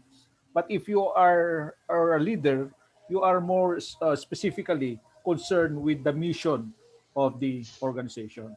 Okay, I think that's how I answered that questions. I think Dr. Dean will have a different answer, a different take to that question. Yeah. It's going to be the same. Tama po si Dr. Allan. Is the common question that is easily raised, and we're going to have different perceptions in this one, but basically, on my part, when you're going to have a leader, this one is provides the inspiration, provides the inspiration for persons to perform their jobs well or better. So the keyword that I'm going to use is leader that inspires. The other one, a manager, is basically from the concept of framework of management, is going to be one who manages. It's either in the context of the POLC, traditional functions of management, in the planning, in the organizing, leading, and controlling. So uh, this person, manager, provides strict guidelines in following the the planning stage, the organizing and leading and controlling stage in the framework of the functions of management. Uh, but for the leader, this one is really the one that gives the inspiration to really do well. So sometimes the manager, the other take of this one, when they're trying to distinguish this one, managers are bosses, no? But leaders are not bosses. They just do not give you the the directions. They inspire you towards the direction. But the manager is going to be a different thing. They are bosses. They're going to give you the dictate, the guidelines to be able to achieve the things or the goals. So yan po yung take ko dyan. I think the others can also contribute on the discussion. Usually, Sir, I have additional with sige that, po, sir. sir. Actually, pag leader kasi, there's a saying that a leader will always be a good manager. But a manager does not necessarily be a good leader. Because Yes po. basically, when you are a leader, yeah, you're talking about the directions you want to have for your company. He has that vision, so he can be also a good manager. But a manager who is good into day-to-day activities does not necessarily have that vision for the organization. He cannot actually have that good foresight of what he wants to do with the group or the organization. Okay, that's all I have to add with that question, sir. Okay, Okay po. May question din daw po si Mr. Joshua Gonzalez. alam ko si Joshua natin. Hi guys. Sorry. Good morning. I have a question. With all of these habits, this is more pertaining about growth in your inner self, right? On facing situations. So I have a quick question regarding about. I'm pretty sure everybody's familiar with this situation, politics at the corporate world, right? Yeah. So how do you apply that? Let's say, for example, you're barging into a company wherein you're just one person, but politics is always present. How are you going to adhere and apply all these things that you guys mentioned? Or what will be the best suggestion to apply, or best habits to apply for this particular situation? Okay, I will go first, sir, to address the question of Sir Joshua. Thank you. Sige Thank you. po. Thank you, Dr. So, Allan. Sige. yeah. Apply habit number 4, think win-win. To have to collaborate with your group mates, to have a single stand, to at least address, to get rid of the politics within the organization. I think you have to think as one. Sabi ko nga, yung pinaka keyword for habit number 4 is collaboration. Okay? So one way of doing that in the corporate world is that there would be, again, speaking from experience with working with the Japanese, they usually have this sort of what they call this family fun day every month, wherein not only the employees will be invited, but also your immediate families to have some sort of a gathering. One way of fostering collaboration is to make sure to tell your members of your organization that this organization does not only pertains to us, but it also transcends to our loved ones. It's a single family. By having that, more or less, we will be able to work as a team and more or less lessen or get rid of politics within the organization. That's my take, sir, with your question. I don't know if I did, sir. Opo. Thank you, Dr. Allan. Sir Joshua, thank you also for the question. It's a good question. It's a very Good question that you have raised. Uh, when you're just a cog in the wheel or one star in the universe, how do you make the change now, especially when it comes to the politics in the office? So my first take will be the change. It starts with you naturally. You cannot change the world, no. You can only have the power to change yourself. So that you start with yourself. I think nabanggit din ni Glasso, no? The improvement should begin with the I, with ourselves. So that's number one. Number two, so when you try to improve yourselves, uh, the environment is going to notice that, and it's going to change also. I'm hoping. No, I'm hoping. Okay. Number two will be, there's a concept. There are actually two books or maybe three books na on this take. Leadership without titles. You can actually practice leadership even without titles. You are going to be a leadership without the necessary title. How? How can you become a leader? There are power sources of leadership according to French and Raven. And one of them will be cultivating your expertise and cultivating uh, the other one is your charm, yung parang charm. Nakalimutan ko yung isang power source doon. So the other power source is expertise. You try to cultivate that one. You try to improve yourself and have the expertise. Number two is I forgot the other power source, but it has something to do with the charm or likeness. Yung charm mo yung pagiging likable mo. You also need to cultivate that one.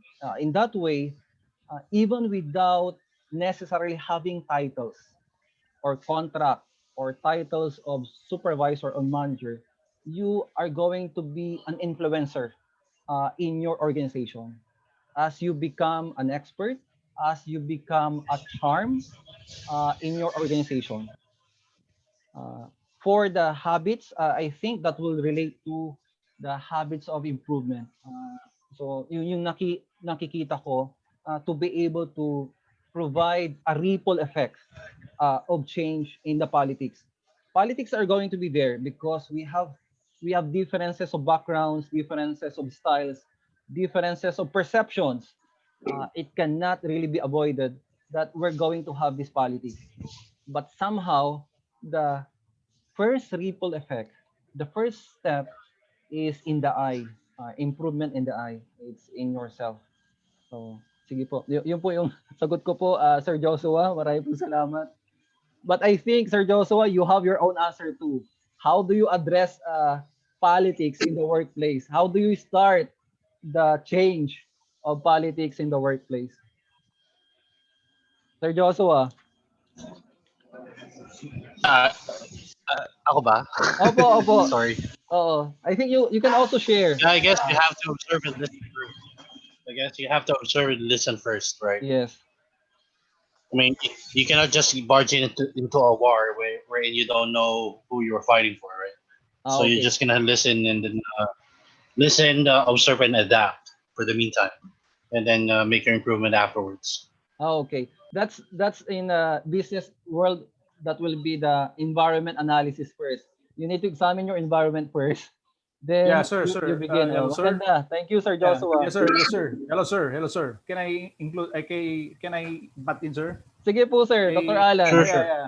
Yeah. Okay. So it's actually a good observation. So it reminds me of the Sun Tzu Art of War. The first one of the The Art principles. of War. Okay, the The book Art of of the Art of War, War. yeah. Sige, Dr. Allan. Good. Yeah, you should know you should know your enemies first, diba? Okay. Yes. By trying to observe them, knows what are their limitations and so forth and so on. Okay, Okay. so with this discussion, we are able to tackle a lot of things. Thank you, Sir It's a good, Joshua, it's a good, for it's a also good trying to input that interaction. one. Yeah, Uh, okay. Observe the environment. That's in the context of business environment or Actually, this is applicable in business also, sir. opo. Before you do anything, before you do the planning, you need to Yeah. conduct also the Know your business. opponent, know Yes. your competitors. It's either the steepled or PES analysis or the SWOT analysis, so that will be Yeah. good. Thank you, Sir Joshua. Okay. Dean, Dr. Galvez, Yes, sir. Yes, ma'am. this Mr. Mark Rainier Campos also have a question po. Okay. Yes po. So my question is about yung habit number 8 about like finding your own voice. I was just wondering kasi po kung it is always responsible. So to give you a context po kasi I Mm-mm. have like a co-employee before was really good with ang nakalimutan ko yung tawag eh, but she's good at making art out of like a computer app. Mm-mm. So according to her parents, sabi, wag kang mag-quit, wag mo quit yung job mo, wag mong papalitan ng gagawin mo yan. So ang ginawa niya, she followed her in quote unquote inner voice. So yun Mm-mm. yung pinurso niyang career. Although she's really not earning that much compared to her Mm-mm. previous work. And then I also remember yung pinsan ko was really good at gaming. But what kind of parent po kasi yung parang I'm not sure kung meron ganung parent na encourage na anak, sige go. Gano ka, maging professional gamer ka. So at the end na discourage siya, naging seaman na lang siya, which is now he's earning much more pero he's not happy about it. Opo, So opo. yun nga po yung question is it really responsible na to tell people na yeah, follow your dreams kung ano yung magaling ka or just be realistic? Ano po kaya mas maganda? Okay. Dr. Allan, ako muna, no? Dr. Allan? Oh, sige, sir. Sige, sir. Oo. Okay. I would like to situate the answer, Sir Mark, on success. There was a time that we have sat as panel member and we try to determine what makes a person successful. So, especially if you're going to be a business person, what makes you a successful? Okay, even if you are going to have the schema or rating, if you're successful, for example, you are earning millions, able to establish a business, somehow the follow-up question will be, uh, are you going to have a fulfillment of your success now? So uh, with that metaphor, even if you're going to have to perform your life's purpose, for example, is farming compared to other life's purposes. But if this is your calling, even from the teacher's perspective, it's their calling. It's not paying enough, but it's their vocation. There is their perceived life's purpose. They're able to have a success with fulfillment or a success with meaning. So if they're going to be employed in other jobs, even if they're going to earn millions there, even if they're going to live lavishly, but if it's not aligned with their life's purpose or passion, they are just going to have successes without fulfillment or without passion. So even if yung sinabi mo magiging ordinary painter, artist lang to, but if this is the calling that she or he has to fulfill, and this is the life's purpose na nakita niya in alignment doon sa gifts niya, he or she will have satisfaction or a success with satisfaction or fulfillment. This is in the words also of Covey. Hence, we need to really to find out the voice that we have. It's not the voice of others that we need to hear. It's the voice within ourselves. Yun yung dapat pakinggan natin. We may follow our parents, no? Pero we're hoping, parent na rin po ako ngayon, I'm hoping that the guidance that we give our children, that the guidance I give to my child is also in alignment of her voice, of her inner voice, of her life's purpose. So yun lang po yun. Otherwise, uh, this is the parent's voice that we have. This is the voice na nasa loob ng isang tao. So, ano yung susundan niya? Saan siya magkakaroon ng fulfillment ngayon? So, these are the things that we need to consider. Whenever also that we're going to help another person find their voices, even in the function of us being a parent or a friend, how do you help a person now find their voices? So, ang guidelines na binigay ni Covey lang ay yung they should have free will. Number one, yung sinabi niya, may free will doon. It should have life principles or consequences or positive consequences. Yung number three doon, it's a combination, intersection of yung apat na factors niya. Yung either physical niya nandyan, emotional, social, and spiritual dimensions niya ay naka-align doon sa voice na yon or sa life purpose na yon. Sige, I'll be giving the floor also to Dr. Allan. Okay, thank you, Dean. I would like to answer that question by way of a quotation. Sabi nga rito, follow your heart because if you always trust your mind, you'll always act on logic, and logic doesn't always lead to happiness.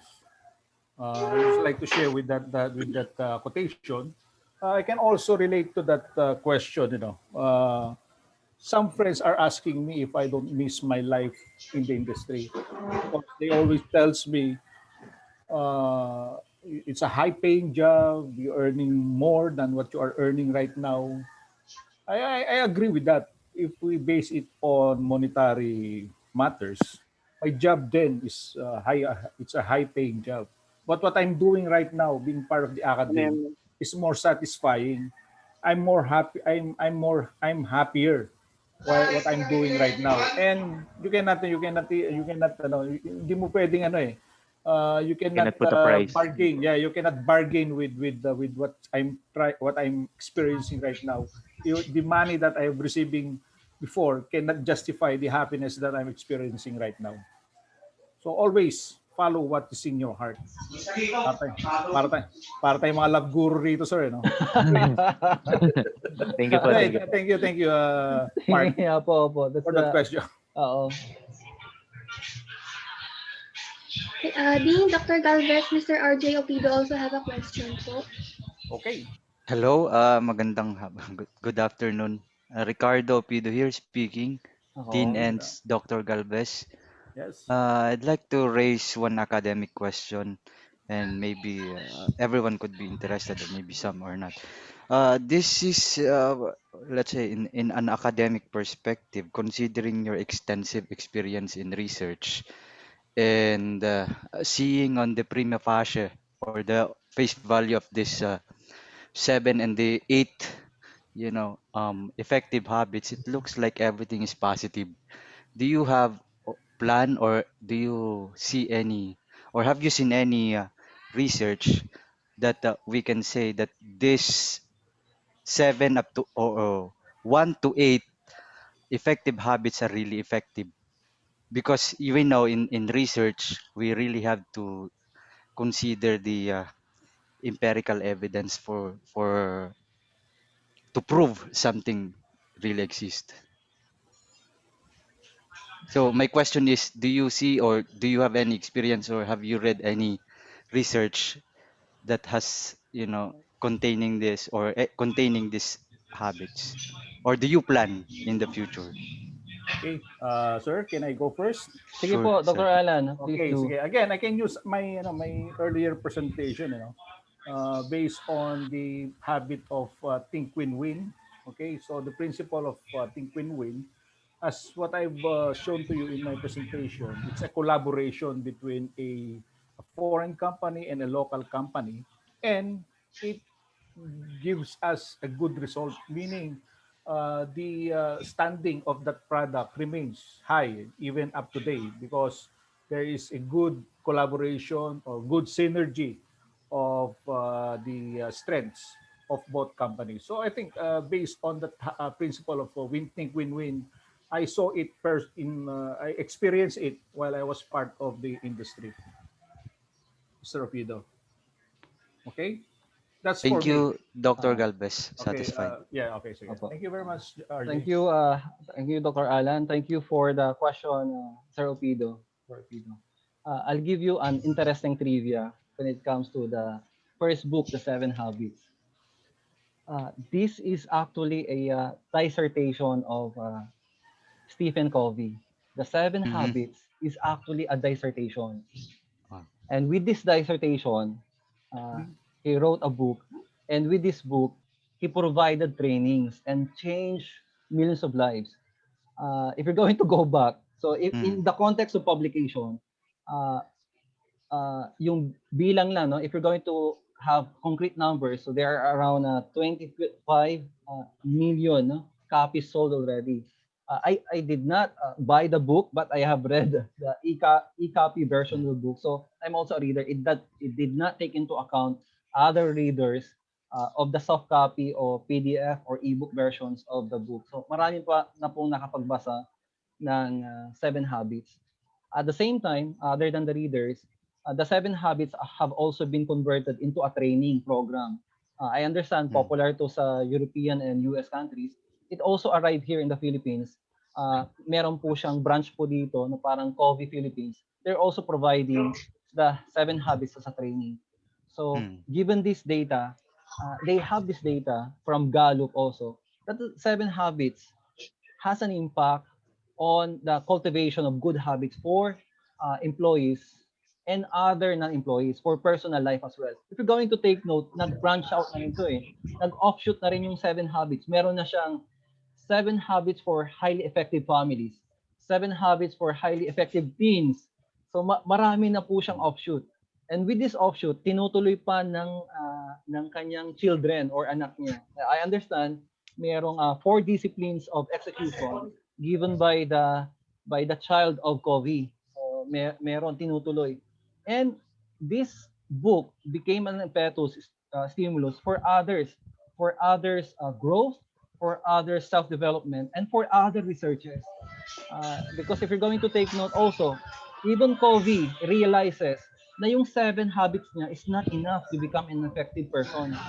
You should also be great. Yun yung 8 habits niya. Just try to imagine it. After around more than a decade, nilabas niya ang 8 habits niya yun. So eventually, here comes the realization of Covey that the effectiveness is not anymore sufficient to be able to leave a good legacy or to live a good life on earth. So ito yung kanyang legacy ngayon. To be able to leave a legacy. So that's the new word na naman, no? Living a life of legacy. It's not just we're talking about being an effectiveness. We're now trying to discover that we need to leave something like a legacy, like something, service towards the earth that we came in. So, yun po yun. When it comes to evidences po, marami pong evidences that the habits, the cultivation of these habits, kahit yung habit 1, habit 2, habit 3, but at least rest assured, nung sinabi kong ito'y dissertation title niya, all the habits there has been researched by Covey already. And it's grounded on the other authors too, or other journal researches. So grounded ang kanyang concept on the 7 habits. Grounded din yung kanyang 8 habits. So, thank Thank you, you, Sir Din. Rapido. Oh, thank you, Sir Rapido. Thank you very much po. Meron pa pong magtatanong dyan. Kindly raise your question on our chat box po. Past 12 na, no? Sorry po, past 12 na. Ay, last na po. May tanong pa po ba? Ma'am Lexi, can you read the chat? Yung mga chats po natin. Anyway, mga comments lang po dito sa Sure po. from the Ice Queen, Hilario. May nabanggit si Hilario. Sino pa ba? Si Hilario Manantong, he agreed daw po all leaders and managers, but not all managers are leaders. Opo, kay Sir Hilario, then kay Enrique. Okay na po yan. From then, Ice Queen, Dunning-Kruger effect in a nutshell. Dunning-Kruger. The more you know. Yes. Mr. Hilario Manantong comments about to be able to be truly effective and achieve greatness. Covey also reminds us of the 4 human endowments: self-awareness, conscience, independent will, and creative imagination. Okay. By the way, sir, Sige po, ma'am. Ano, sir? May nagtanong po kung magbibigay din daw po ba tayong copy ng PowerPoint po Yes, natin. if you need the PowerPoint, ako po ay willing naman magbigay po ng PowerPoint. Just give us due credit. You just communicate with our secretariat when it comes to the PowerPoint. Ma'am Lexi, you can give the IGS email if you wanted the PowerPoint to be given. We can give. So it is an honor for us to be able to share humbly our thoughts, our experiences on the matter of 7 habits and the 8 habits. Ma'am Lexi, can you acknowledge Dr. Fides? Baka pwedeng siya na yung mag-discuss ng Dunning-Kruger effect kasi hindi ko po alam yung Dunning-Kruger. Dr. Allan, familiar ka ba sa Dunning-Kruger? Sa chat. Yes, sir. Okay. See, Yes, sir. can we acknowledge Dr. Fides to speak up at least a little on Dunning-Kruger effect? Dr. Fides? Yes, I'm here. Thank you. Thank you, Hello, Dr. Fides. good afternoon. Good afternoon. Dunning-Kruger Afternoon, ma'am. effect. Yung Dunning-Kruger effect, it is the less you know, the more convinced you are that you know everything. And that's very prevalent in so many organizations. So I'm wondering, how can the 7 habits can prevent that? Okay. Ano ba? More trainings ba? Okay. Parang ano ba ang dapat? Kasi 'di ba usually if someone develops a certain expertise, they have this belief that they know everything. Yes. And I think for an organization, for a leader, kapag wala na attitude, hindi siya pwede tawagin na leader. Yes po. So how can you apply the 7 habits to prevent the Dunning-Kruger effect? Okay. So the more you know, the confident you are. So, Dr. Allan, you Okay. My term for Siguro, that is ignorant. It's a combination of arrogance and ignorant. The more Okay, ignorant thank you. Okay, thank you, Dr. Fides, for that. Ignorant. something, to share something. Sabi nga nila dati, I think I heard it from I don't know kung saan ko narinig yon. Pero sabi nila, a great teacher daw is someone who says no, I don't know. Meaning, although he is the teacher, he can acknowledge that does not know everything. There are teachers who pretends that he knows everything. Hindi naman maganda yun. But a good teacher acknowledges that he does not know something or does not know what is being asked. So that is Socrates from a Socrates. Yeah. All I know is I know nothing. Yeah. So for a leader po, how can they avoid that? The Dunning-Kruger effect. Okay, sir. So ako po, my point of view in that matter is that when we learn something, we should develop also the skill of unlearning so that we can become open vessels for more learning. Kasi it's very prevalent in so many organizations, lalo na yung mga geriatrics, na feeling nila, lalo na yung mga boomers. Hindi ako galit sa mga boomers, ha? Pero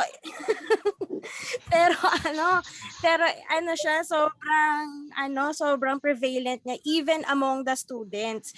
Because right now, I am conducting a nationwide study kung bakit maraming bumabagsak sa mga professional licensure exams is because of the Dunning-Kruger effect. Diba, pag ang isang examinee masyado siyang overconfident, so anong tendency mo? So pagdating sa leaders, paano mawawala yung ganong tendency? That's why I appreciate all the people I invited to attend this seminar.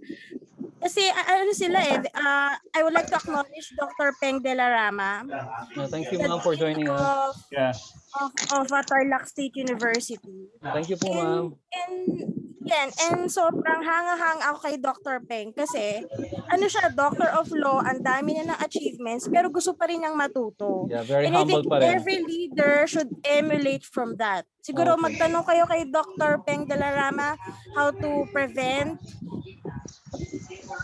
the Dunning-Kruger effect. Okay. So, well, I think, sir, one way to effect that, I think, for a leader, you have to talk to your people.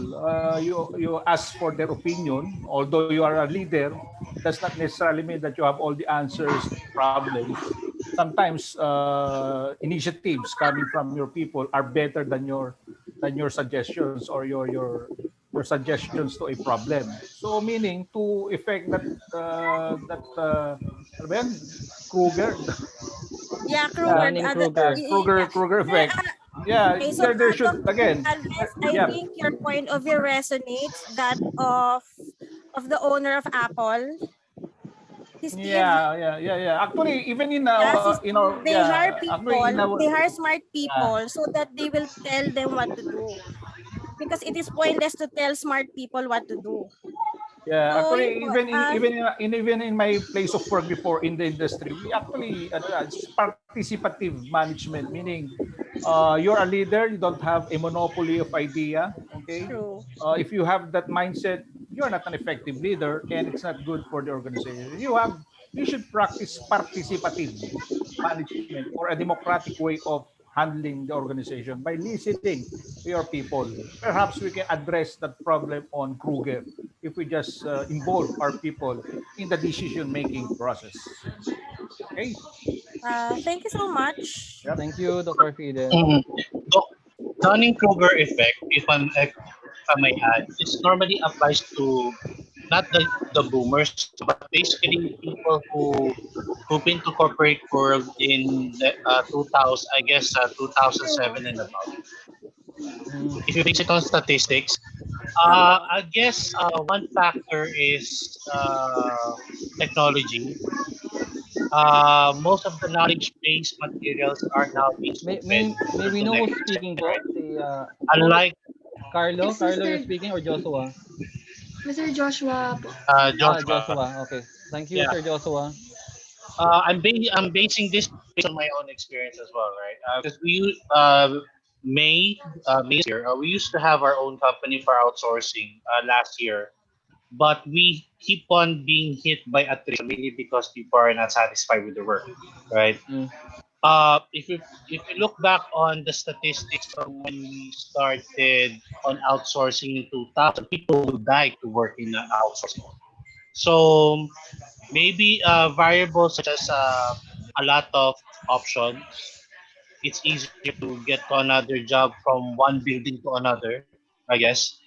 And knowledge-based facts can actually be easily be pulled out through the internet. Unlike before, we used to have those people who have references, or if you go back to your high school life, those people who have that huge volume of encyclopedia. So everything before is hard earned, right? So nowadays, for people who normally was introduced on the corporate world from 2007 and above, mostly, not all, everything are being brought to them that easy. So they think that okay, I can just do this. Okay, I can do this again sooner or later, and this will be easier, right? I guess that's one factor. I'll say it's technology and the changes. And secondly is they're overconfident because there are a lot of options. They think, right? They think they have a lot of options, right? One perfect example are call center agents, right? So they can easily go absent, and then when they move to another building, they can always apply and get hired, right? So I guess that's one factor. I guess it's external attributes that's adding on this Dunning and Kruger Gusto ko effect. ilaw. But at the same time, it boils down to the person's mentality and perseverance as well. What kind of person he wants to be then. thank you, Sir Joshua. Ma'am Lexi? Okay. Meron pa po bang ibang questions? So, Okay. it's a Questions pa po? Opo. It's a wonderful discussion, Ma'am Lexi, and the participants. Thank you very much for joining with the discussion and with the Q&A also. Uh, Sige po. We are going to proceed with the program already. Thank you because it's already hit past 12. Marami pong salamat. Ma'am Lexi. Okay, let's proceed na po. We already comment down the evaluation form po to the chat box. Kindly check it na lang po.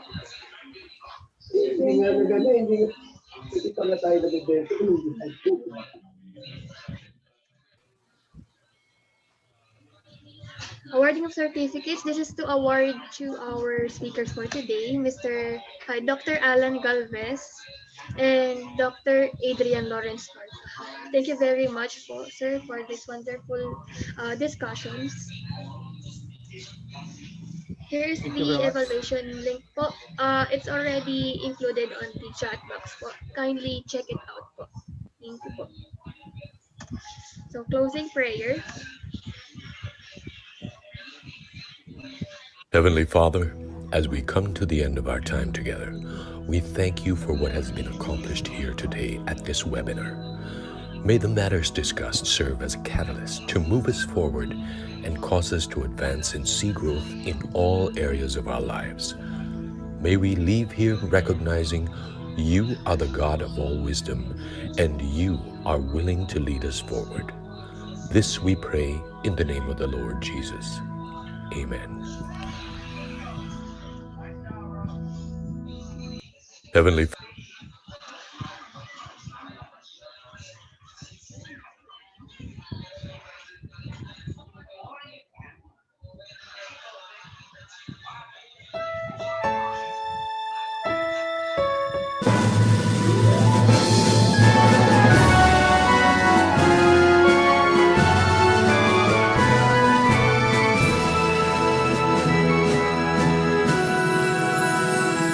And to thee, dear alma mater, to thee we pledge our loyalty. Your beloved host, where we wander, shall in our memories be. Our voices raising songs of praise, red and gold carrying the Lord. Your loyal songs will always be bearers of your noble standards. From end to thee, clear as the sea. To thee we pledge our loyalty.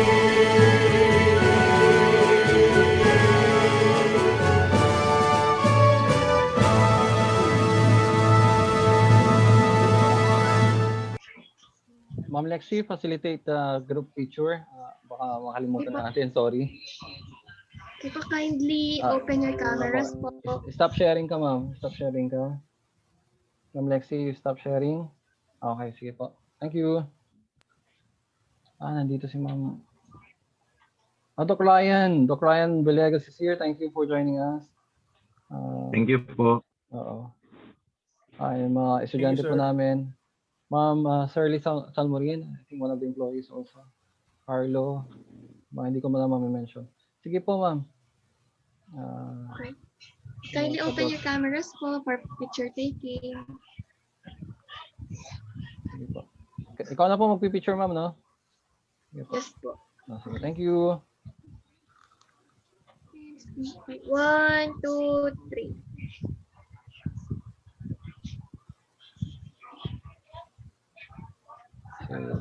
Carlo, nandito rin. 2, 3. Ma'am Vil, thank you for joining us. Ma'am Robosa. From Pangasinan pa si Ma'am Robosa. Okay po, okay na po din. Okay, thank you. Thank you so much. Thank you very much po sa lahat. We look forward seeing you sa mga next webinars po namin. Yeah, Susunod po si Dr. Fides, magsasalita din po yan, saka si Dr. Ryan, partner sila. Thank you. Okay, Dr. Fides, Dr. Ryan. Thank you po. Okay, thank you, bye-bye. Thank you, guys. Enjoy your Bye. weekend. Thank you po. Thank you po. Thank you, Dean. Dr. Galvez, thank you rin po. Thank you very much. Miguel. Thank you, Miguel. Dr. Fides. Okay. Thank you so much. Thank you. Ma'am Lexi, thank you so much. Good work po. Ma'am Vil, thank you. Joshua, thank you. Thank you po, Dean. We're just going to provide their certificates po, no? We monitor the attendance and give them Sige po. Good job po. Good job. Anthony, Jesus, thank you for joining us.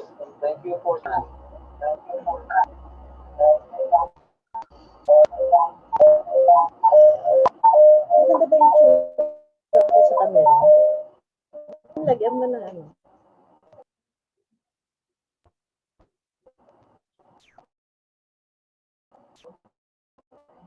Tapos siya. So,